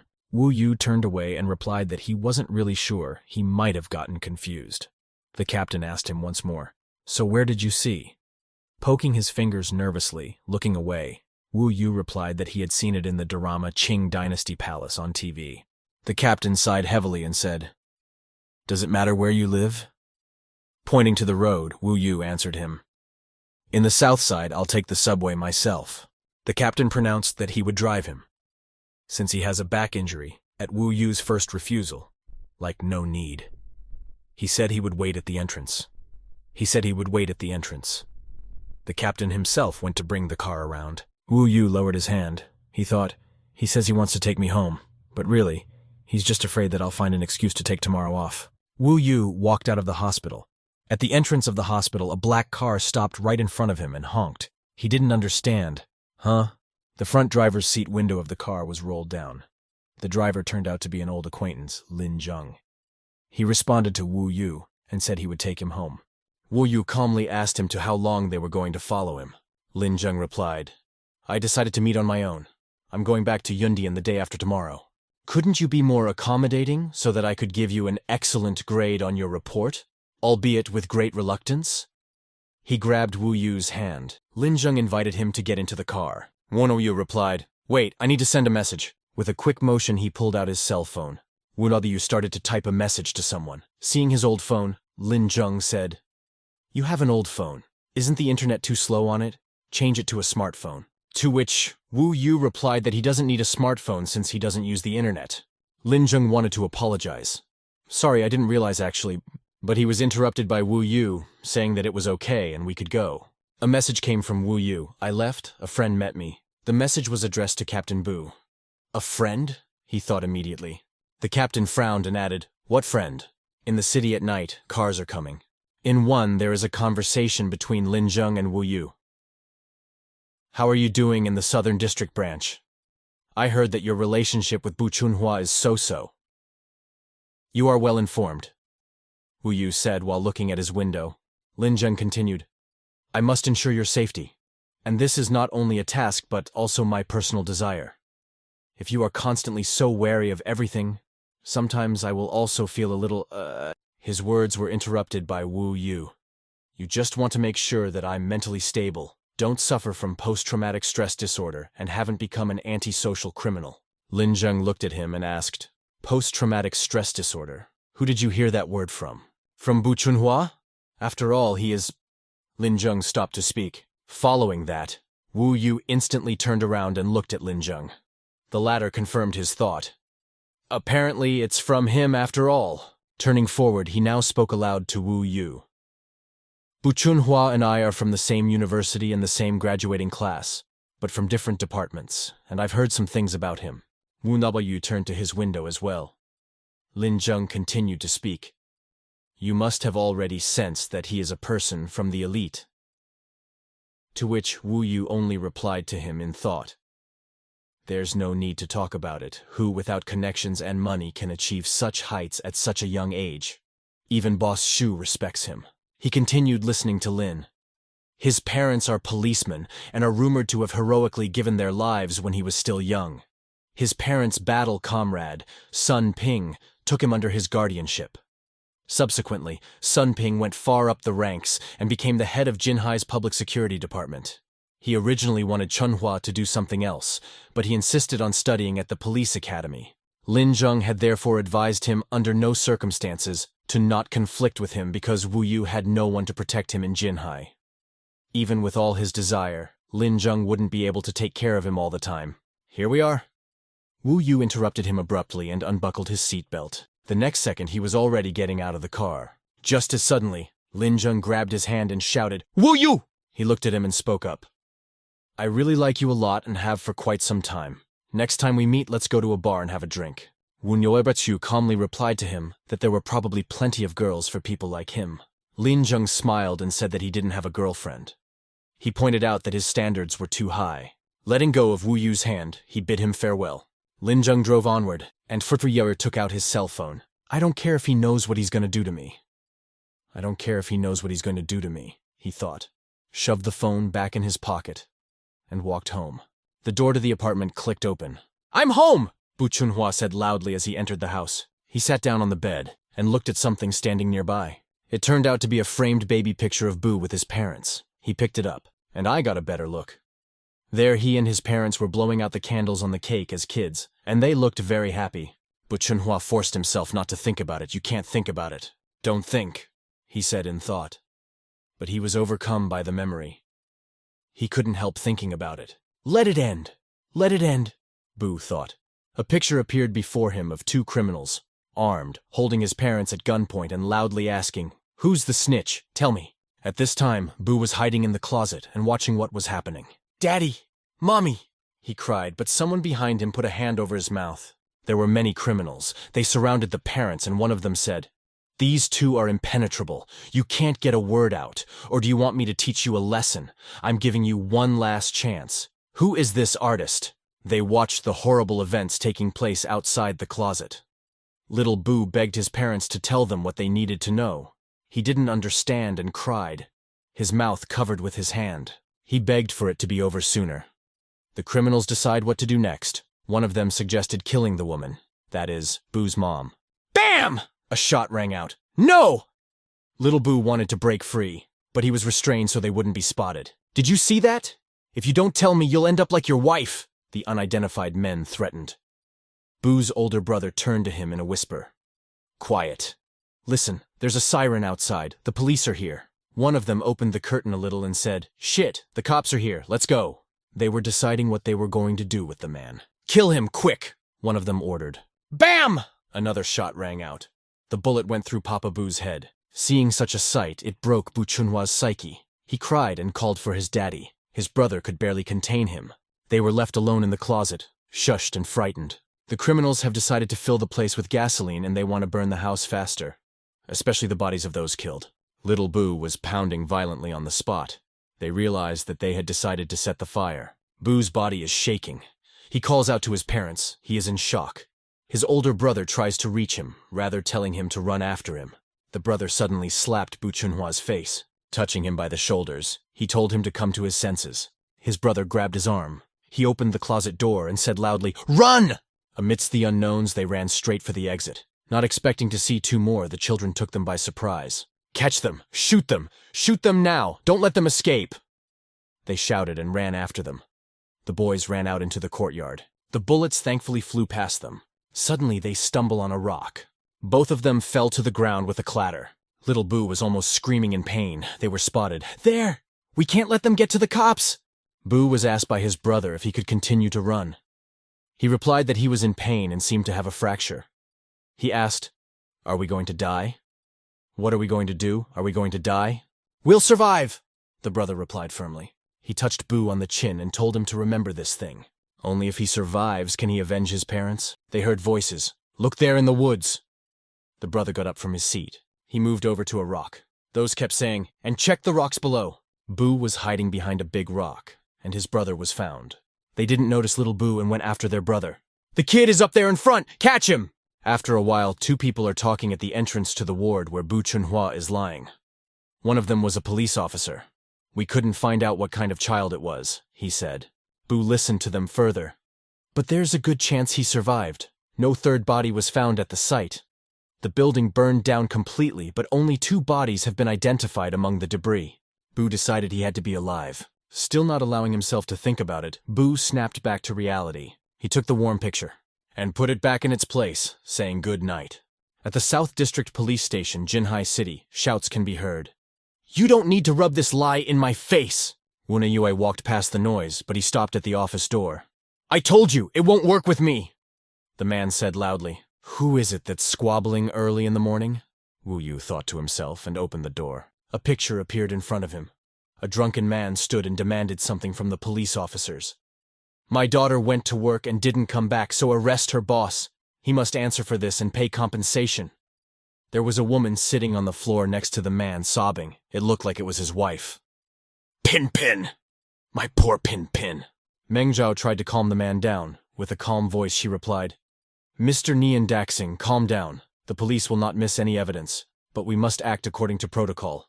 "What else evidence? The owner of the assembly plant did it. He promised her overtime, but he fucked her, killed her, and threw her away."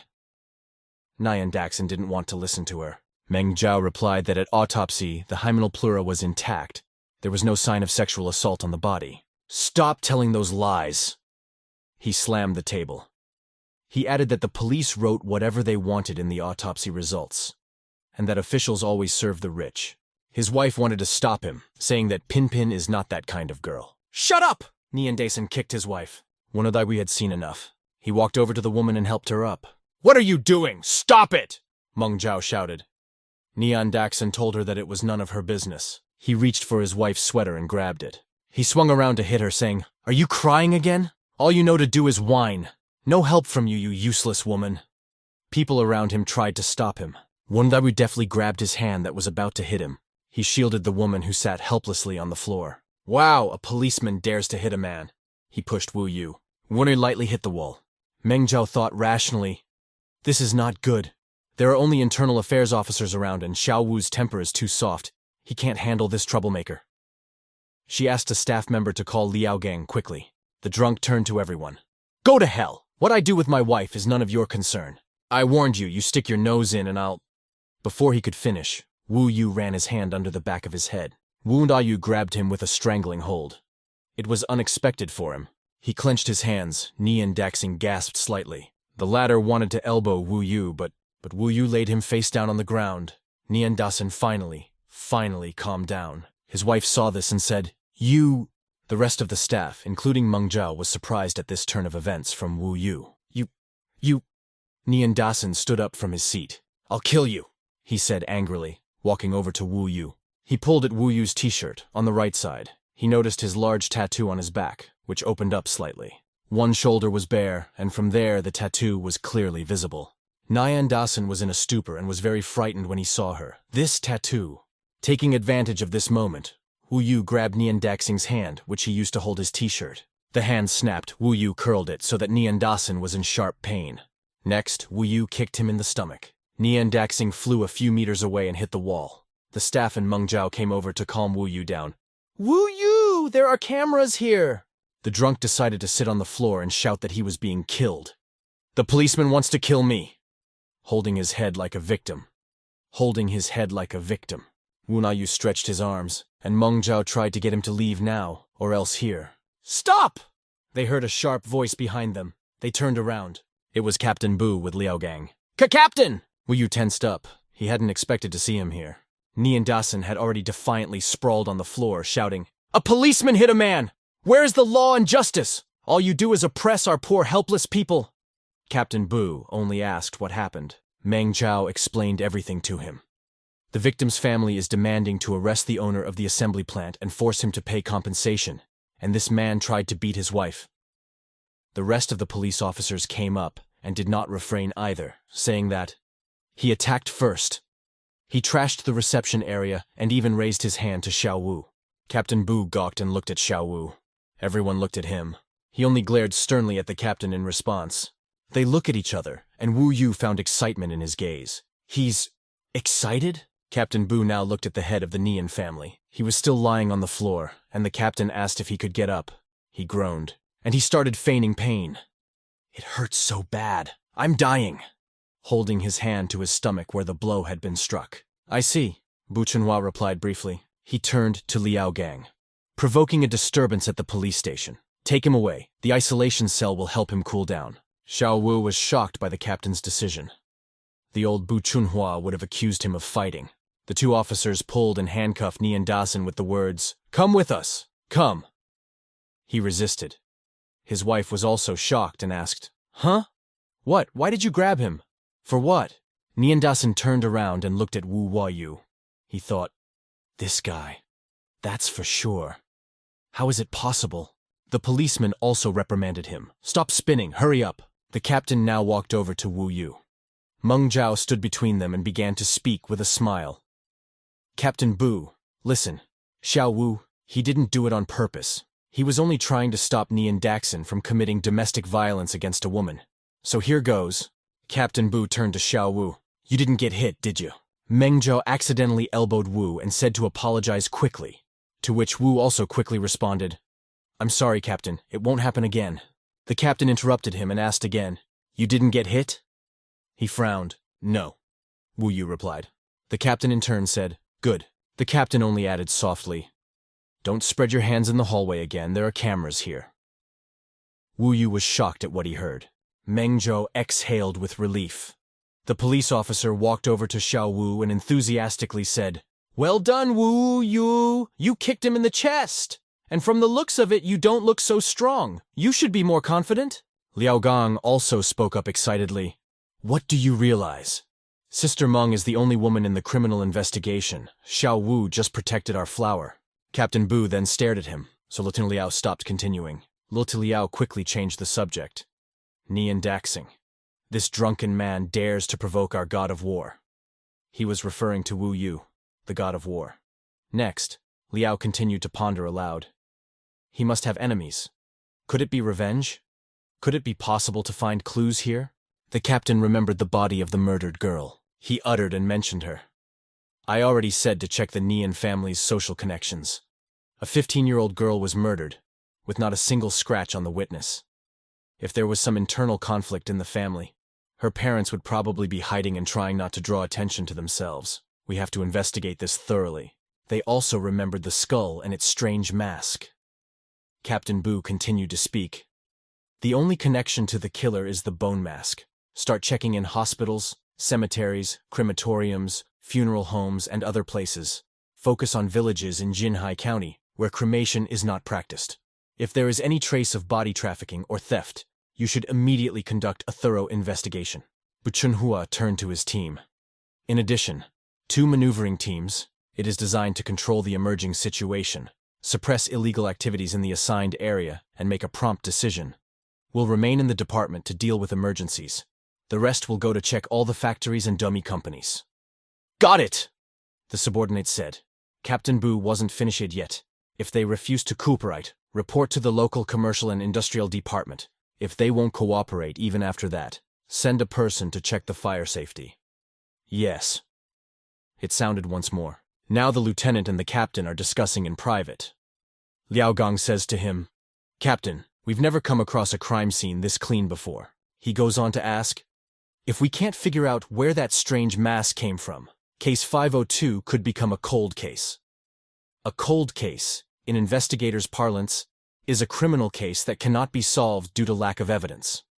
The captain sternly replied, there are no perfectly clean crime scenes, only unprofessional investigators. But the captain added that that was not what was bothering him at all. The rainy season is about to start. Will it kill again? The captain said, looking out the window. Woduguavi walks down the corridor, pondering. After half a day of searching, we still haven't found any information about that bone mask. The descriptions of the dancing god on the internet don't match the memory I had in the hospital. He opened his eyes and put his head down. Have I really seen him before? Or do I have a memory impairment due to post-traumatic stress disorder? Wu Yu continued to think. He stopped at the office sign, head of the Criminal Investigation Department. Voices were heard through the door. Kai Lin, speak. We've almost given up on finding anything at the crime scene. The most important task now is to find out the killer's motive. He looked through the open curtain at Captain Bu, who was sitting by the table. But the problem is exactly that we can't figure him out. Someone spoke to the captain.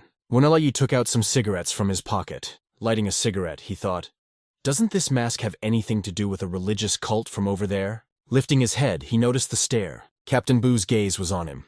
He stared at him. Pointing his fingers, Bu Chunhua let him know that smoking was forbidden. The supervisor didn't understand Captain Bu's movement and asked, Hey, what's wrong with you? He only replied sincerely, As a direct superior, I show concern for the health of my subordinates. Let's continue. We've checked with the morgues of major hospitals and there are no missing heads, not even whole, unrotted heads, let alone skulls. Wu Maoyu was furious and angry, but he still stopped smoking the cigarette. Captain Bu thought of Wu Yu, saying hello to my ancestors again.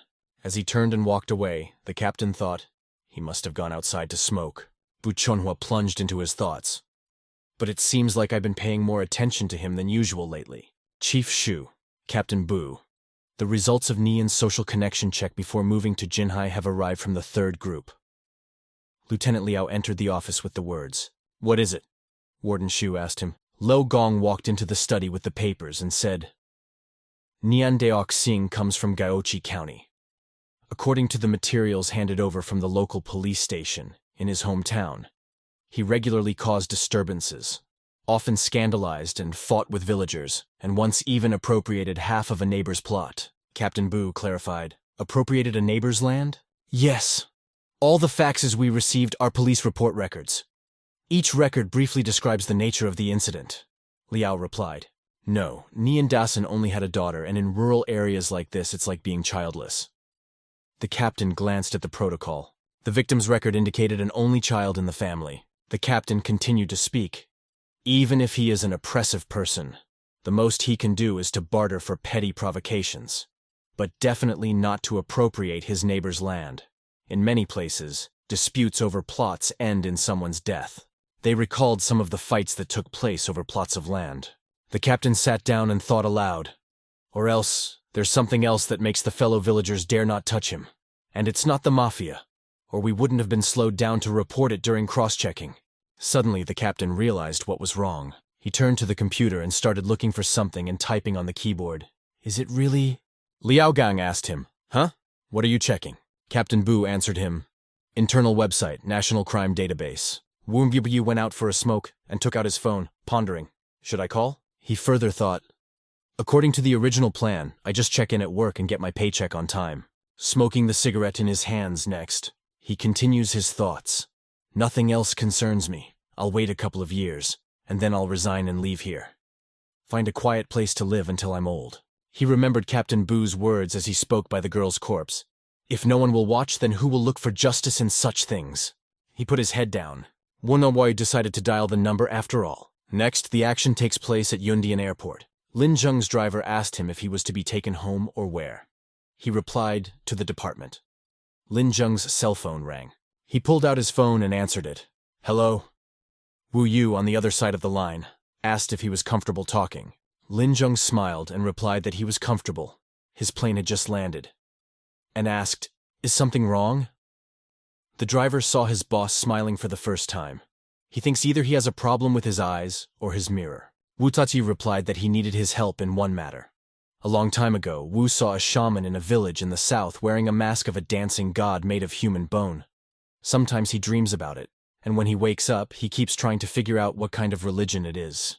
Wu Yu even drew this mask and thinks about it all day long. Do you often have nightmares? Why didn't you talk about it before? Lin Zheng asked. Sometimes. I'm just wondering what this mask is used for. It feels like by figuring it out, I'll understand a lot of things.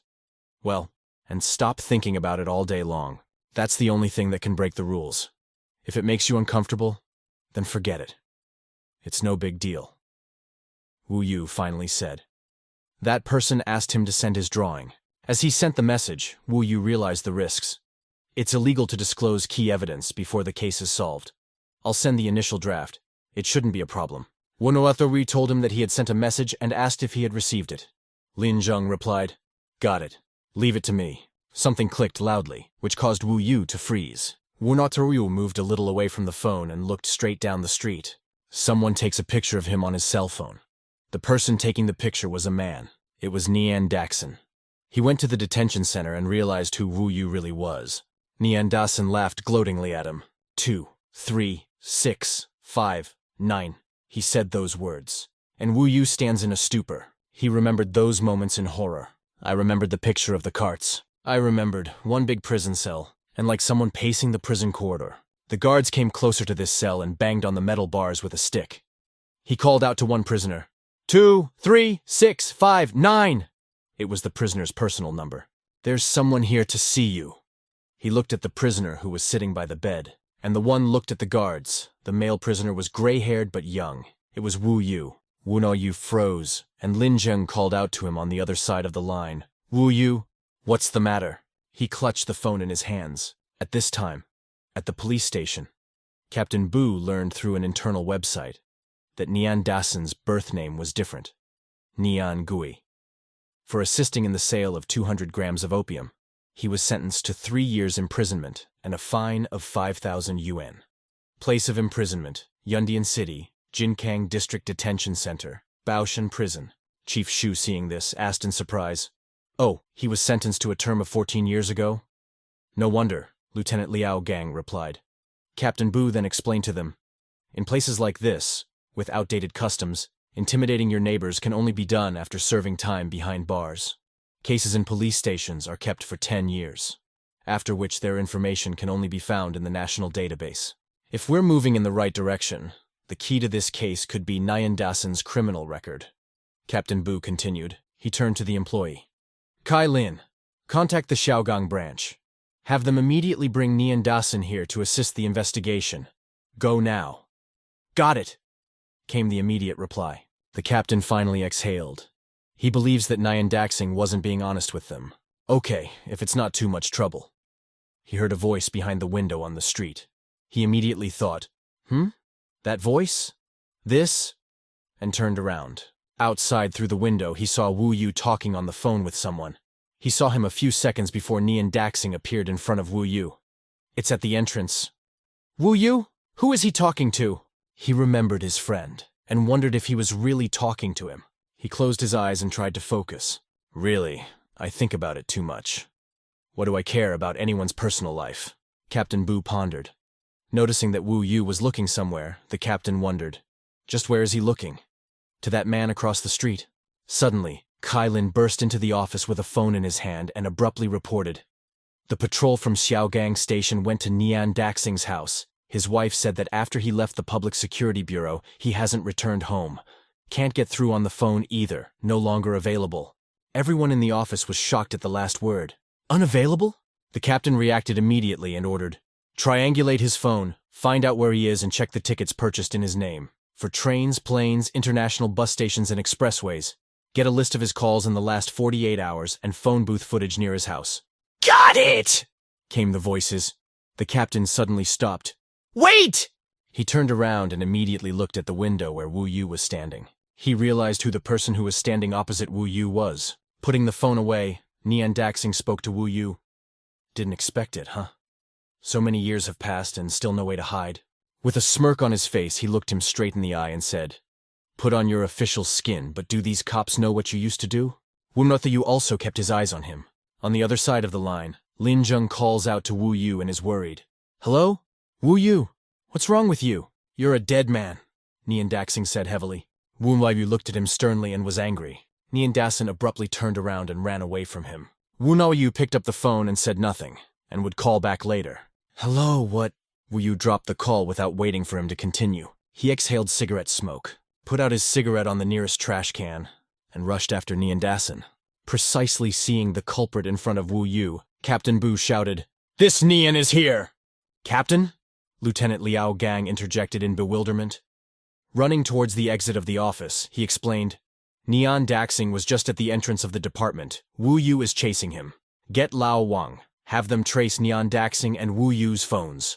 Kai Lin, car keys, the captain said at the threshold. Turning around, he told the team, Notify transportation control, send men to intercept. Kai Lin not understanding, followed by asking, Boss, what's going on? Wait, I'm with you. Wu Yu ran through the deserted streets, following Nyan Daxing. He ran and didn't notice the puddles of rain.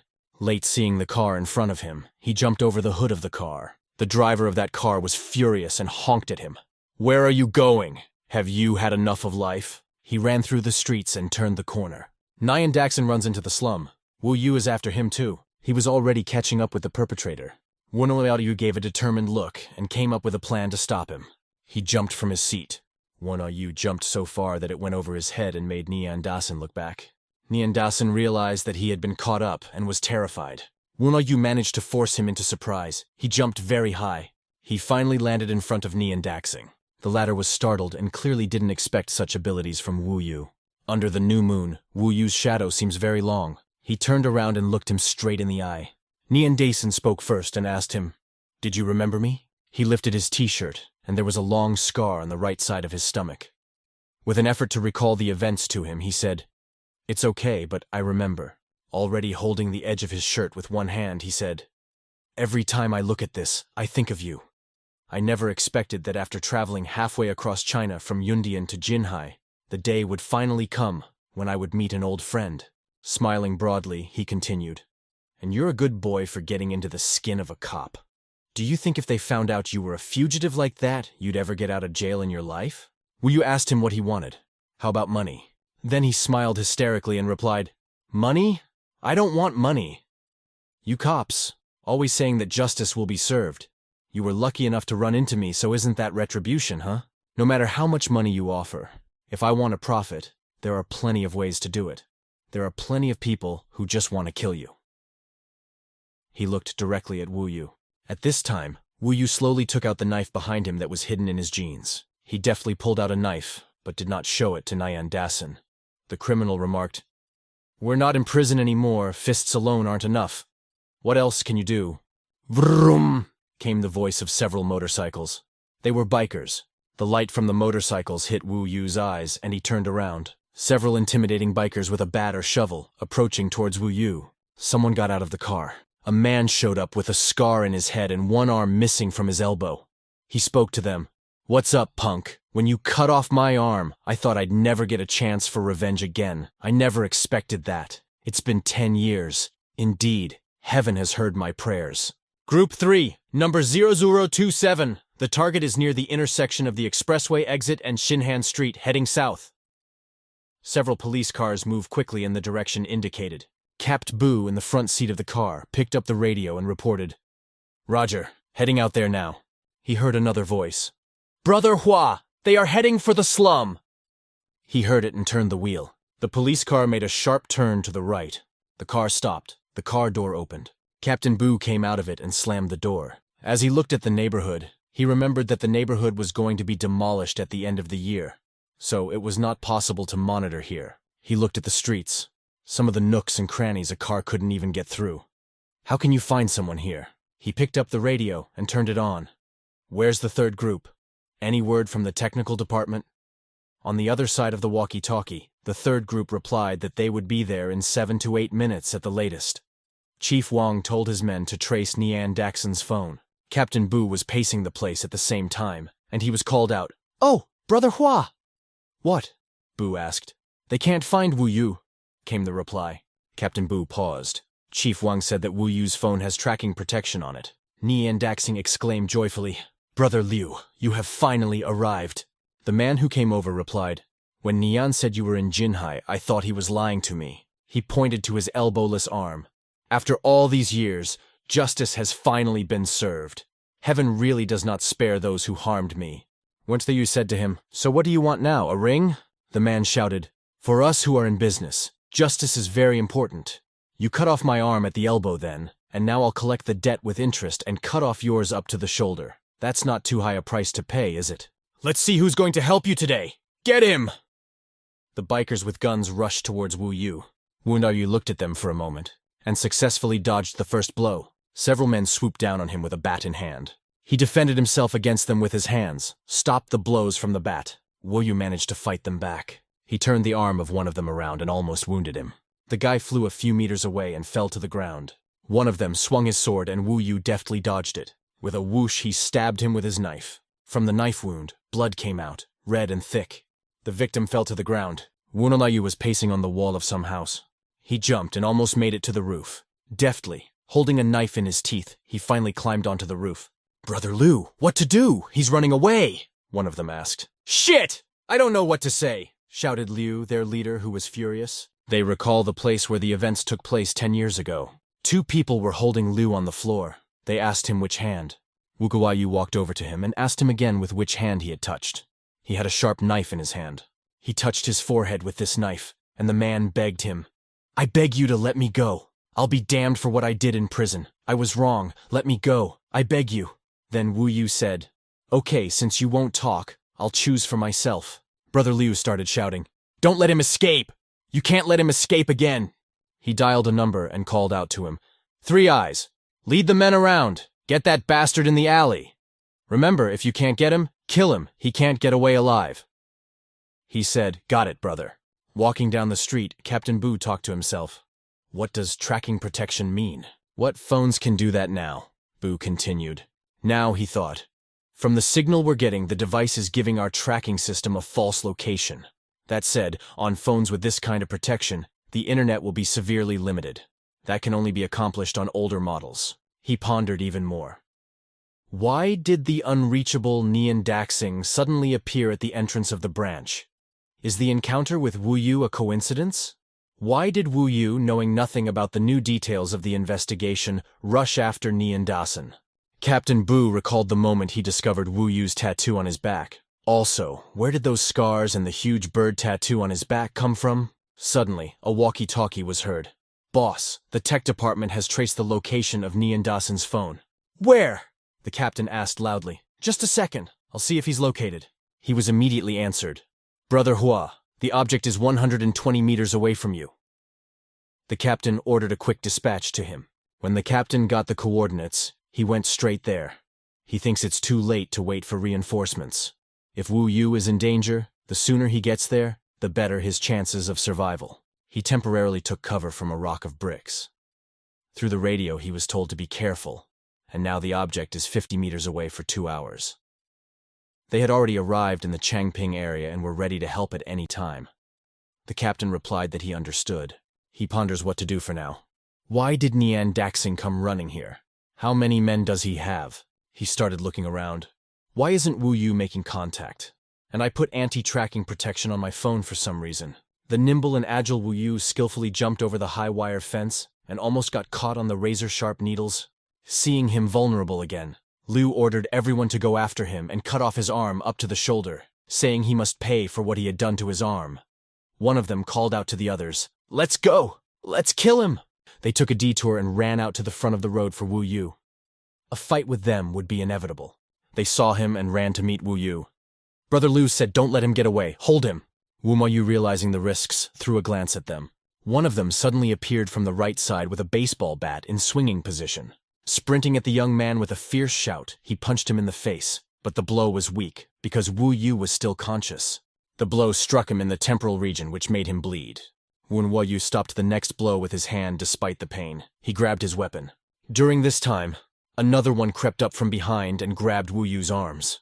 Now being held, Wu Yu was hit with the baton first on the arm. Then everyone came over and started beating him up. "Take him down! Let him die!" I could hear them shouting. The blows went to his stomach. He was beaten on the chest. They also hit the limbs, the leg. "Piss!" they shouted. From so many blows, Wu Yu fell to the ground. Wu Yu stopped moving. They stopped beating him. "Let go! Dead, no?" One of them came up to him and swung at him. "And what can you do alone? You're dead." Wu Yu seemed to remember who it was. He looked at him. Wu Yu placed his footing on the ground and stood up. He grabbed the offender by the throat and gave him a chance to strike. They fell to the ground together. The guy also grabbed Wu Yu by the throat. They were in a fight. They fought ruthlessly. The guy looked at him hysterically and laughed. "I've got so many bros behind me. What did you think? You—" Suddenly another guy appeared behind Wu Yu's head. He wanted to hit him with a machete. He thought about dodging the blow, but it was impossible to do so. Someone suddenly ran up and kicked this guy with a machete. It was Captain Bu. Wu Yu and that guy were also shocked by his sudden appearance. The captain put his arm around Wu Yu's chest. Wu Yu still can't believe it. "Who?" Bu Chunhua abruptly pulled him behind him. The guy with the machete took another swing. The captain and Wu Yu managed to dodge the first strike. The second blow landed on Captain Bu's back. Wu Yu saw this and called out to him in horror. "Bu Chunhua?" The captain's blood scattered on the ground. He was in pain. Even so, he pulled a gun out of his pocket and started shooting at them. Grabbing Wu Yu and squeezing tightly, Captain Bu uttered, "Don't move! Police!" The captain has shown everyone that he's not here alone. Criminal investigation officers appeared behind him. Guns were pointed at the boys. They grabbed them all and told them to put their hands behind their heads. "Shut up and don't move." The captain lowered his gun and asked Wu Yu how he was. He froze. He didn't realize what was happening. Now the captain is even more worried. "Are you okay?" Instead of answering the question, Wu Yu questioned Captain Bu in astonishment. "What are you doing here?" The captain was furious and answered him, "What am I doing here? I should be the one to ask you." Wu Yu started to apologize. "Sorry, next time don't." But he wasn't finished as he saw the captain bleeding at the sight of the machete wound. "Captain, you're bleeding. Hurry and get someone." The staff grabbed Nian Dason. He resisted. "You've grabbed the wrong person. I'm a relative of the victim." But they still managed to handcuff him. They took him to the police car, but Nian still did not calm down. "I want to denounce." But fortunately, he was prevented from doing so. "Shut your mouth. Move." The captain once again asked Wu Yu how he was doing. But this moment was interrupted by Lieutenant Liao and Kai Lin. The lieutenant came shouting, "Captain Bu!" And Kai Lin ran up to the captain and fell to him. "Boss! Boss! Are you all right? Yamaye, who hurt you? Bring him to me! I'll give him a beating!" He was also worried about Wu Yu. "Is Xiao Wu all right? Who has seen my little Wu?" Wu was severely exhausted. From such blows, he could barely stand on his feet. Wu Yu is trembling now. He lost his balance and falls to the ground. Kai Lin noticed this. Yema! Xiao Wu! The captain successfully grabbed it. Wu Yu coughed violently several times. Blood was coming out from the coughing. The captain was very worried about him. He grabbed Wu Yu's hand. Holding his bloody wrist, he asked Wu Yu, "What's wrong with you?" He immediately gave sharp instructions.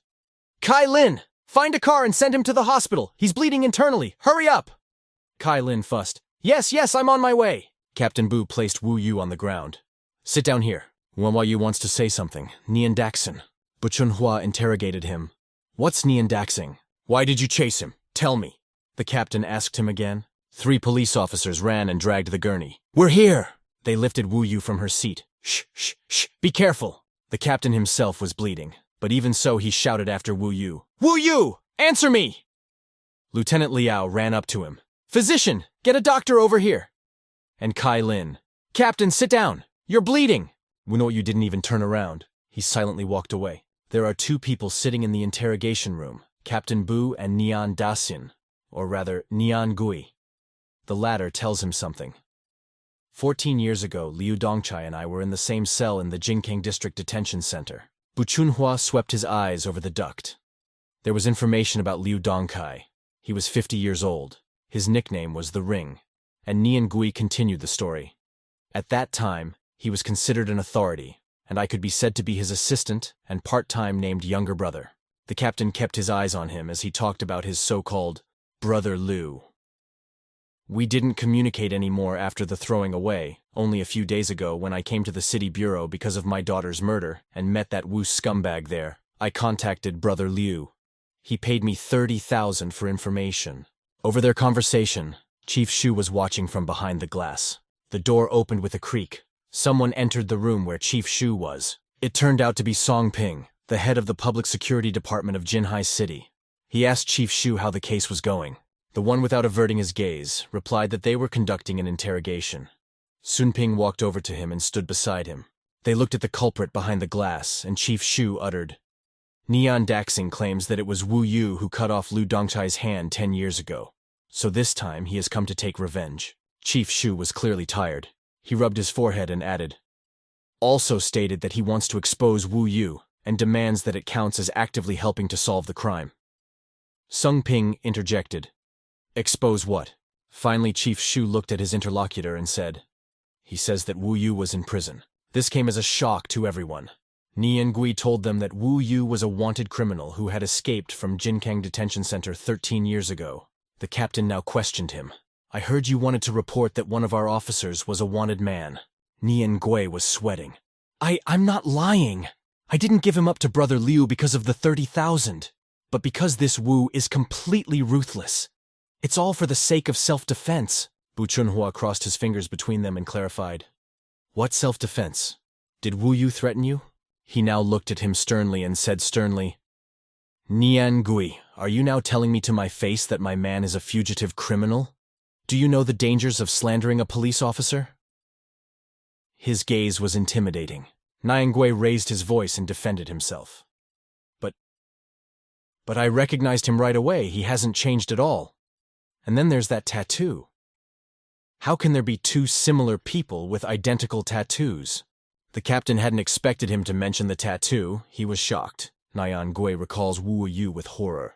His real surname is Zai. They say he was tied up when he helped transport drugs to Myanmar. His personal number, 23659. He told me how in prison everyone had a nickname, but not him. If someone said he, everyone knew who they were talking about. It got to the point that when the prisoners gathered in one place, it was immediately obvious that they were discussing him. The wardens didn't care. The captain asked him why. There's no reason. Do you officers think that the surveillance systems in lockups are the same as in prisons? Nian asked with a smile. Nian Gui described the events and rules in the prison in all colors. These were all horrible events that took place within the walls of the university. All the riffraff were gathered in the prison. They looked intimidating. The newcomers found it disastrously difficult to adjust to such living conditions. Until a court decision is handed down, drug dealers, murderers, and other criminals are all in isolation. The authoritat was responsible for teaching the newcomers the local customs and beat them to a pulp 3 times a day. The one who got it, there was nothing left alive. They didn't beat them alone. They beat them in groups. And after the beating, he poured slop down their throats. All the cops knew what the inmates were doing. But as long as no one was killed, they didn't care. That's not what I asked. Captain Boo interrupted his story. Why didn't 23659 have a nickname? The answer was simple. Because it's so beautiful. It's a prison. Even the rats have dicks. He's so handsome. And you ask why all the prisoners already remembered him. The captain stared at him, almost unblinking. Then, Nyan asked, What do you think, officer? What were they all thinking?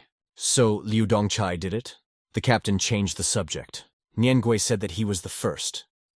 But back then, he was considered an authority, and because of his connections outside, he couldn't afford to beat people up. So he said to do it to them first. Can you imagine?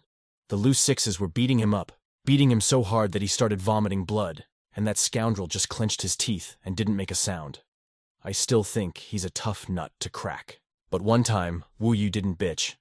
But when we surrounded him that night, he suddenly went berserk. He had a shard of glass in his hand and used it to stab Nian Gui in the stomach, while he broke one guy's head with a brick. He himself was wounded, but was able to withstand their taunts. Do you know why Liu brought 20 or 30 men to Jinhai? Nian Gui asked the captain. With a frightened expression on his face, he answered, himself, his own question. Because he is afraid. I dare say that in all his life, Liu has never been so near death. Stone-faced, the captain asked most interestingly, What happened then? You said he escaped from prison. Looking at one point, he stared there and replied, That night, the military police surrounded the prison, stormed in, and threw all the prisoners to the ground. They yelled at us to lie nose down on the floor with our hands behind our heads, and that they would shoot us if anyone dared move. One said that Wu Yu suddenly stood up and jumped on the warden and started beating him like a madman. 2 cops immediately rushed over and started pissing on him. They smashed his head in blood, and only when he stopped moving were they dragged out of the cell. The place where they dragged him was covered with blood. Nin Gui shouted and got angry. I was sure he was dead! Only later did I realize that this was his way of trying to get to the medical room. The sewer from there leads outside to the river. The next day he escaped. The bosses watching them were shocked. How is this possible? Even if it is a dilapidated isolation center on the outskirts of a small town, but to escape by swimming all the way through the sewers, holding one's breath, this is just nonsense. Even if it is a dilapidated detention center on the outskirts of a small town, but to escape by swimming through the entire sewer system, holding your breath, is just nonsense. Neon held his hands over his head and also shared his impressions of that day. I didn't believe it at first either. But then martial law was imposed in the entire detention center. It was only 2 years later, when I was released, that I was finally told. Nyan said he only swam as far as the outer walls, and there a group of Burmese in a car broke through the gate and took him out of the prison. The captain hesitated, but he didn't want to believe it. After listening to Nian Gui, all 3 of them gathered in the office of the head of the Criminal Investigation Department. Captain Bu asked the supervisors, What kind of person did you put in my department after all? Why don't you finally tell me? Warden Sun Ping held the protocol in his hand and said, I just received this myself. It's an archive of protocols and documents about the inmates of Jinkang Detention Center. He tossed this protocol on the table in front of Captain Bu. The captain took it in his hands and looked at it carefully. There was a picture of Wu Yu from 13 years ago, and there was information about him. The captain thought, usually when describing a young man's appearance, they say prominent or attractive. But Nian Daxing used handsome. The captain continued to ponder. He didn't break the truth here. Wu Yu really has perfect facial features, to the point that he looks younger than his years.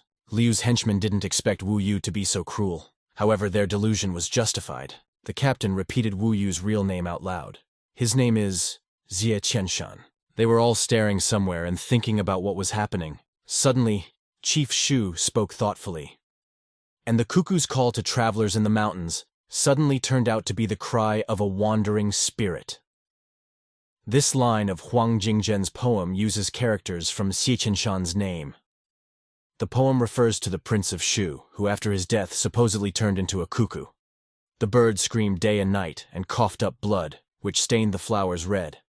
The warden went on to say, his name is somewhat related to poetry, but he has a very bad omen. Who could have given such a name? By bad luck he means that the cuckoo, whose cries are like weeping, in Chinese classical poetry is always used to express emotions such as grief, sorrow. Chief Shu asked Song Ping, "So, when the management sent him here, you weren't informed of anything?" To which he replied, "I don't know much. I only heard that for the feat he performed, the Yundian Public Security Department has applied for him to be awarded." What they heard next shocked both Captain Bu and Chief Shu. "The titles of National Hero with Second-Degree Merit," Sun Ping finished. Chief Shu exclaimed, "A national hero with second-degree merit?" He clarified, but only inwardly to himself. There are just over 1,000 second-degree heroes in the entire country, with most of these titles being awarded posthumously. Even Bu Chunhua's cousin Bu Chunhua's second-degree merit doesn't compare to the title of hero. Captain Bu stared at the paper in his hand once more. He too thought, hero of the second degree. What feat did he perform to be so honored? He continued his thoughts. Sun Ping's supervisor said this. But in the end it was not approved. When I hired him, I asked him what the reason was. The thing is, there were some things about Wu Yu's undercover work that raised a lot of questions. Questions? Captain Bu interjected. Sun Ping explained. In addition, after the celebration of the successful completion of the mission, one of the leaders who was responsible for organizing the plan from the beginning, and was also the only one who had one-way communication with Wu Yu in those years, before sending a detailed report to the Ministry of Public Security, committed suicide by jumping off the hospital building. Chief Sun Ping finished. Who have you been contacting? Who did you leak information to? One of the offenders asked Wu Yu, hitting him with a whip. Wu Yu was forced to hang in the air with his hands tied in different directions. Wu Yu was so mangled that he had blood everywhere. Speak! A voice shouted. Shit, that cop is totally fucked up, but he keeps on being stubborn, he finally said. The other suggested to him, prick him. Or better yet, open his mouth. Or finish him off at once. No, don't! Put it away! Don't! Wu Yu shouted at the approaching injection with an unknown substance. It wasn't real. Wu Yu was only dreaming about it. He woke up screaming in the ward. When he woke up, he realized it was only a dream. His whole body ached. He recalled the recent events. Monodality woke up in a bright hospital room. He looked at his hands. They had IVs on them. You awake? Asked the man who sat next to the bed. It was Lin Zheng. He sat with his laptop and spoke further. That's good. The doctor says you don't have any serious injuries, but I still think you could use a good night's sleep. Didn't you go to Yundian? Wu Yu barely spoke out. Lin Zheng explained to him why he was here. Our conversation cut off in the middle, and then I kept failing to get through. What else was I to do? What do you think? I immediately bought a return ticket and returned to Jinhai at night. He put his laptop into his bag. Turning around, he further poured water into a glass while talking to Wu Yu. Fate has brought us together again in the hospital. I canceled 2 appointments. I don't know what old Feng will do to me. Wu Yu listened to him for now and remained silent. Lin turned around and looked at him. Put a glass of water next to the bed, and pulled out his phone to order food. Eat some now that you're awake. Now he offers food options to Wu Yu. What do you want? Baozi, vegetarian sanxian, or shiitake and cabbage? Baozi are PP steamed patties. Vegetarian sanxian is a PP dish with 3 main ingredients. Classic sanxian is a desanxian of potatoes, peppers, and eggplant. But the ingredients can change. The main thing is the 3. Lin Zheng. Wu Yu called out to him. He asked him to leave. This hurt Lin Zheng a little. He touched his hand to Wu Yu's arm and asked him, approaching him, Wu Yu, am I that disgusting to you? The doctor prescribed recommendations for Captain Bu. He told him to remember to treat the wound, not to get it wet, to get more rest, and to refrain from spicy food and alcohol. The captain was getting dressed, and the doctor kept saying, and no matter what your cases are, next week be sure to come back and get your stitches removed. Captain Bu said he understood, and thanked him. He asked the doctor, by the way, how's our new guy doing? He said, that Wu kid? Not bad. He's pretty strong. His internal organs and tissues are not seriously damaged. He will recover and can be discharged. However, the condition of the suspects brought here is relatively serious. All of them have serious injuries. Your little brother Wu is really good. Captain Bu didn't answer anything, only said in thought, considering this guy's age, he's far from being a little brother. His appearance is really misleading. The doctor awkwardly asked the captain, By the way, that policeman your bureau sent on bedside duty yesterday, is he married? Our new nurse has taken a fancy to him, and she asked me to find out. We didn't send anyone to be on duty at the bedside, the captain replied. The doctor was shocked. Huh? Suddenly, the captain slammed the doctor's desk, and he asked, What is that man's name? How old is he? Where is he now? He said his last name is Lin. I don't know if he's gone or not. But the doctor barely spoke. Hey! The doctor shouted after the captain as Bu Chunhua left the office. The captain was pacing the hospital corridor. He was on his way to Wu's room. In front of the door, he stopped and heard a voice. Wu Yu, am I that disgusting to you? The captain would have liked to open the door, but he heard his words further. I thought the only person you hated died when Zhang Boming threw himself off the roof. But what he heard made him stand by the door and further listen to Lin's conversation. Then why are you still pushing us away? Looking through the window of the door, Captain Bu thought, Who is it? Could it be the same Lin? He saw a picture of Lin standing by Wu Yu's bedside, and the patient himself was already awake. Lin said that he wanted to help him, or rather, Wu Yu. He thought he could feel it. Now Wu Yu replied to him, I have told you many times, Lin Zheng. I had nothing to do with Zhang Boming's death. That day, after talking to him at the hospital, I went straight back to my room. It was afterward that I heard the news that he had committed suicide. A sharp sound they heard at the door of the ward. They both turned there, and Wu Yu asked, Who is it? Come out, Wu Yu shouted towards the door. After that, Lin Zheng took out something in his pocket, but no sooner had he reached for it than the door clicked open. Captain Bu, who had heard their conversation all along, entered the chamber. You? Wu Yu asked in surprise. I'm here for a dressing change, so I thought I'd check in, explained the captain. Then he asked, Is this your friend? Lin Zheng released his hidden hand.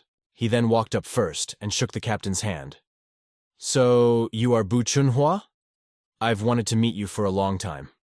My last name is Lin. I'm from the Public Security Department of Yundian Province. Wu Yu and I interned together. I'm passing through Jinhai on business, so I thought I'd check up on him. The captain answered him. What a coincidence. Officer Lin, right? So, an expert from the provincial department? I apologize. I didn't recognize it. He only said to the captain, What are you? What are you? I just sit in the office and deal with information technology. I would be ashamed to compare myself to the criminal investigation officers. Internet police? Judging from his build and personality, he doesn't look much like a regular cyber cop. Captain Bu mentally wondered. Lin packed up his things and was about to leave with the words, Since Captain Bu came, he must have some work errands to run. He said that he still had some business to attend to, so I guess I'll adjourn. Wu Yu waved his hand and quickly left the room. The door clicked. Captain Bu and Wu Yu remained in the room. The captain turned to him and gave him a stern look. Wu seemed to be clear and had nothing to say to him. He noticed his wound. That wound, he mentally noted. He knew that Captain Bu was aware of him, so he directly asked him, Nian Gui, you told me everything, right? The captain thought. He called Nian Dasan by the name he had back then in prison, asking directly and abruptly, not at all like his usual silly behavior. He decided to answer him like this.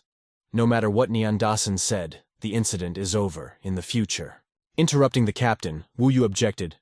Nothing is exhausted. Otherwise, why did Lin Zheng rush to Jinhai in the middle of the night? He got out of bed and looked out the window. I thought you two had a pretty good relationship, the captain shared. But in his mind, he wanted to figure out, is he the friend who picked him up from the hospital last time? Glancing at him but not turning around, Wu Yu said, He's just hurting me, nothing more. Didn't you hear it when you were standing under the door? While simultaneously undressing, Wu Yu continued. Zhang Boming committed suicide by jumping off the hospital building. They suspect that I had something to do with it. Lin Zheng still hasn't stopped investigating. The captain watched him as he changed his clothes. He saw his bird tattoo once more, but his back was scarred. Wu Yu continued to explain. He likes to give people the illusion of our friendship. It's just such a technique. He uses it with everyone. Wu changed into a white t-shirt. The captain turned away and asked, Is that so? Who is this Zhang Boming? Nian Daxing didn't talk about him. Wu looked at him and clearly narrated. When I was a spy, he was my immediate superior, commander, and part-time one-way contact, holding an academic leadership position. However, He was never personally on the front lines. Now he met his gaze and stated, "In fact, Captain Bu, you and he, somewhat similar." Wu Yu looked straight into Captain Bu's eyes. When the Yidakyuabi told him, "Zhang Boming is a member of the elite. Principles and justice are first and foremost to him. He couldn't let anything tarnish his reputation. 10 years ago, a drug trafficker from North America crossed the border to meet someone. Wu Yu gave Zhang Boming the information, which risked being exposed immediately. Wu Yu said asking for his help, but he preferred to make the capture first." "What happened then?" Bu Chunhua asked. He thought, "For a spy, being discovered is tantamount to death, and sometimes the consequences are even worse than death. While he was there giving the order to detain me, I instantly found myself in a completely helpless situation." Wu Yu calmly replied. However, he never imagined that he would be so lucky and eventually be able to keep his identity undisclosed. "Are they suspecting you because of a grudge against Zhang Boming?" Another question from Captain Bu. "Perhaps. In fact, I wasn't really familiar with him. After all, spies only use one-way communication. It's not like we had a chance to gossip." Wu Yu replied. He recalls the only encounter with him. "It was only at the end of a mission last year that I met him." "You wanted an explanation from him?" Captain Bu tried to understand him. "Explanation," Wu Yu repeated, looking out the window of the chamber. It depicted a sky that was overcast as in the rains. He remembered how Zhang Boming was sitting in the room in hysterics, shouting, "Don't say it! Please stop! Be quiet! Don't say it again!" Wu Yu stood in front of him and looked at him. "You think I came here for an explanation? No, I just wanted to tell you why I can still stand here," Wu Yu said coldly. He was screaming at the top of his voice and holding his head like it was going to explode. "Just want to tell you why I'm so lucky," Wu Yu added. The shouting continued, and the view from the window was the same sky. "Yes, I wanted to find him, to get an explanation," Wu Yu finally said. Captain Bu decided to clarify from him. Zhang Boming didn't expect that after all these years, you wouldn't forget that incident to him, so he decided that the best way out was to commit suicide.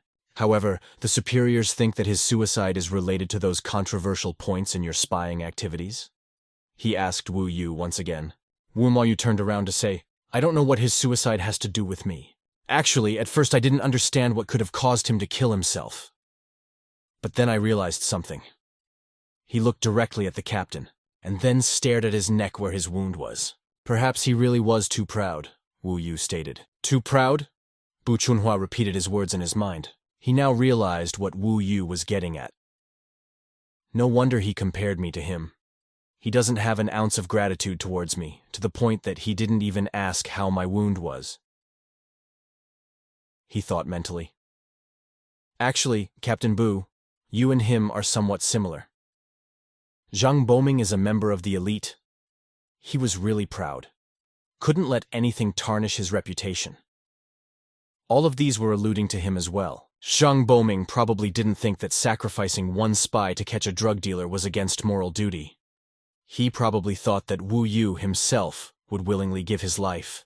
Captain Bu speculated further. He didn't expect that Wu Yu wouldn't accept it and would fight. Moreover, he would hate the talentless boss who was only able to sacrifice his ward in his predicament.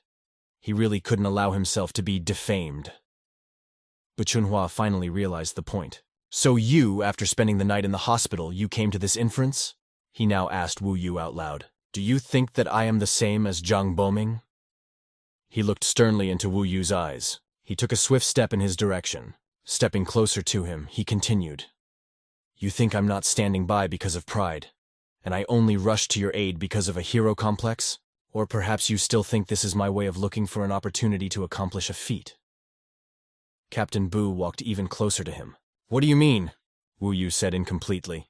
The captain said that if he were like Zhang Boming, he would have punished him back when Wu Yu kicked Nian Daxing into the wall right in front of the cameras in the police station. Then he jabbed his finger at him. Captain Bu came very close to him, and he said, "Oh, and the knife with your prints from yesterday's scene should be turned over to the city bureau for inspection, not lying in my office right now. Can you still analyze my motives?" Bu Chunhua questioned Wu Yu.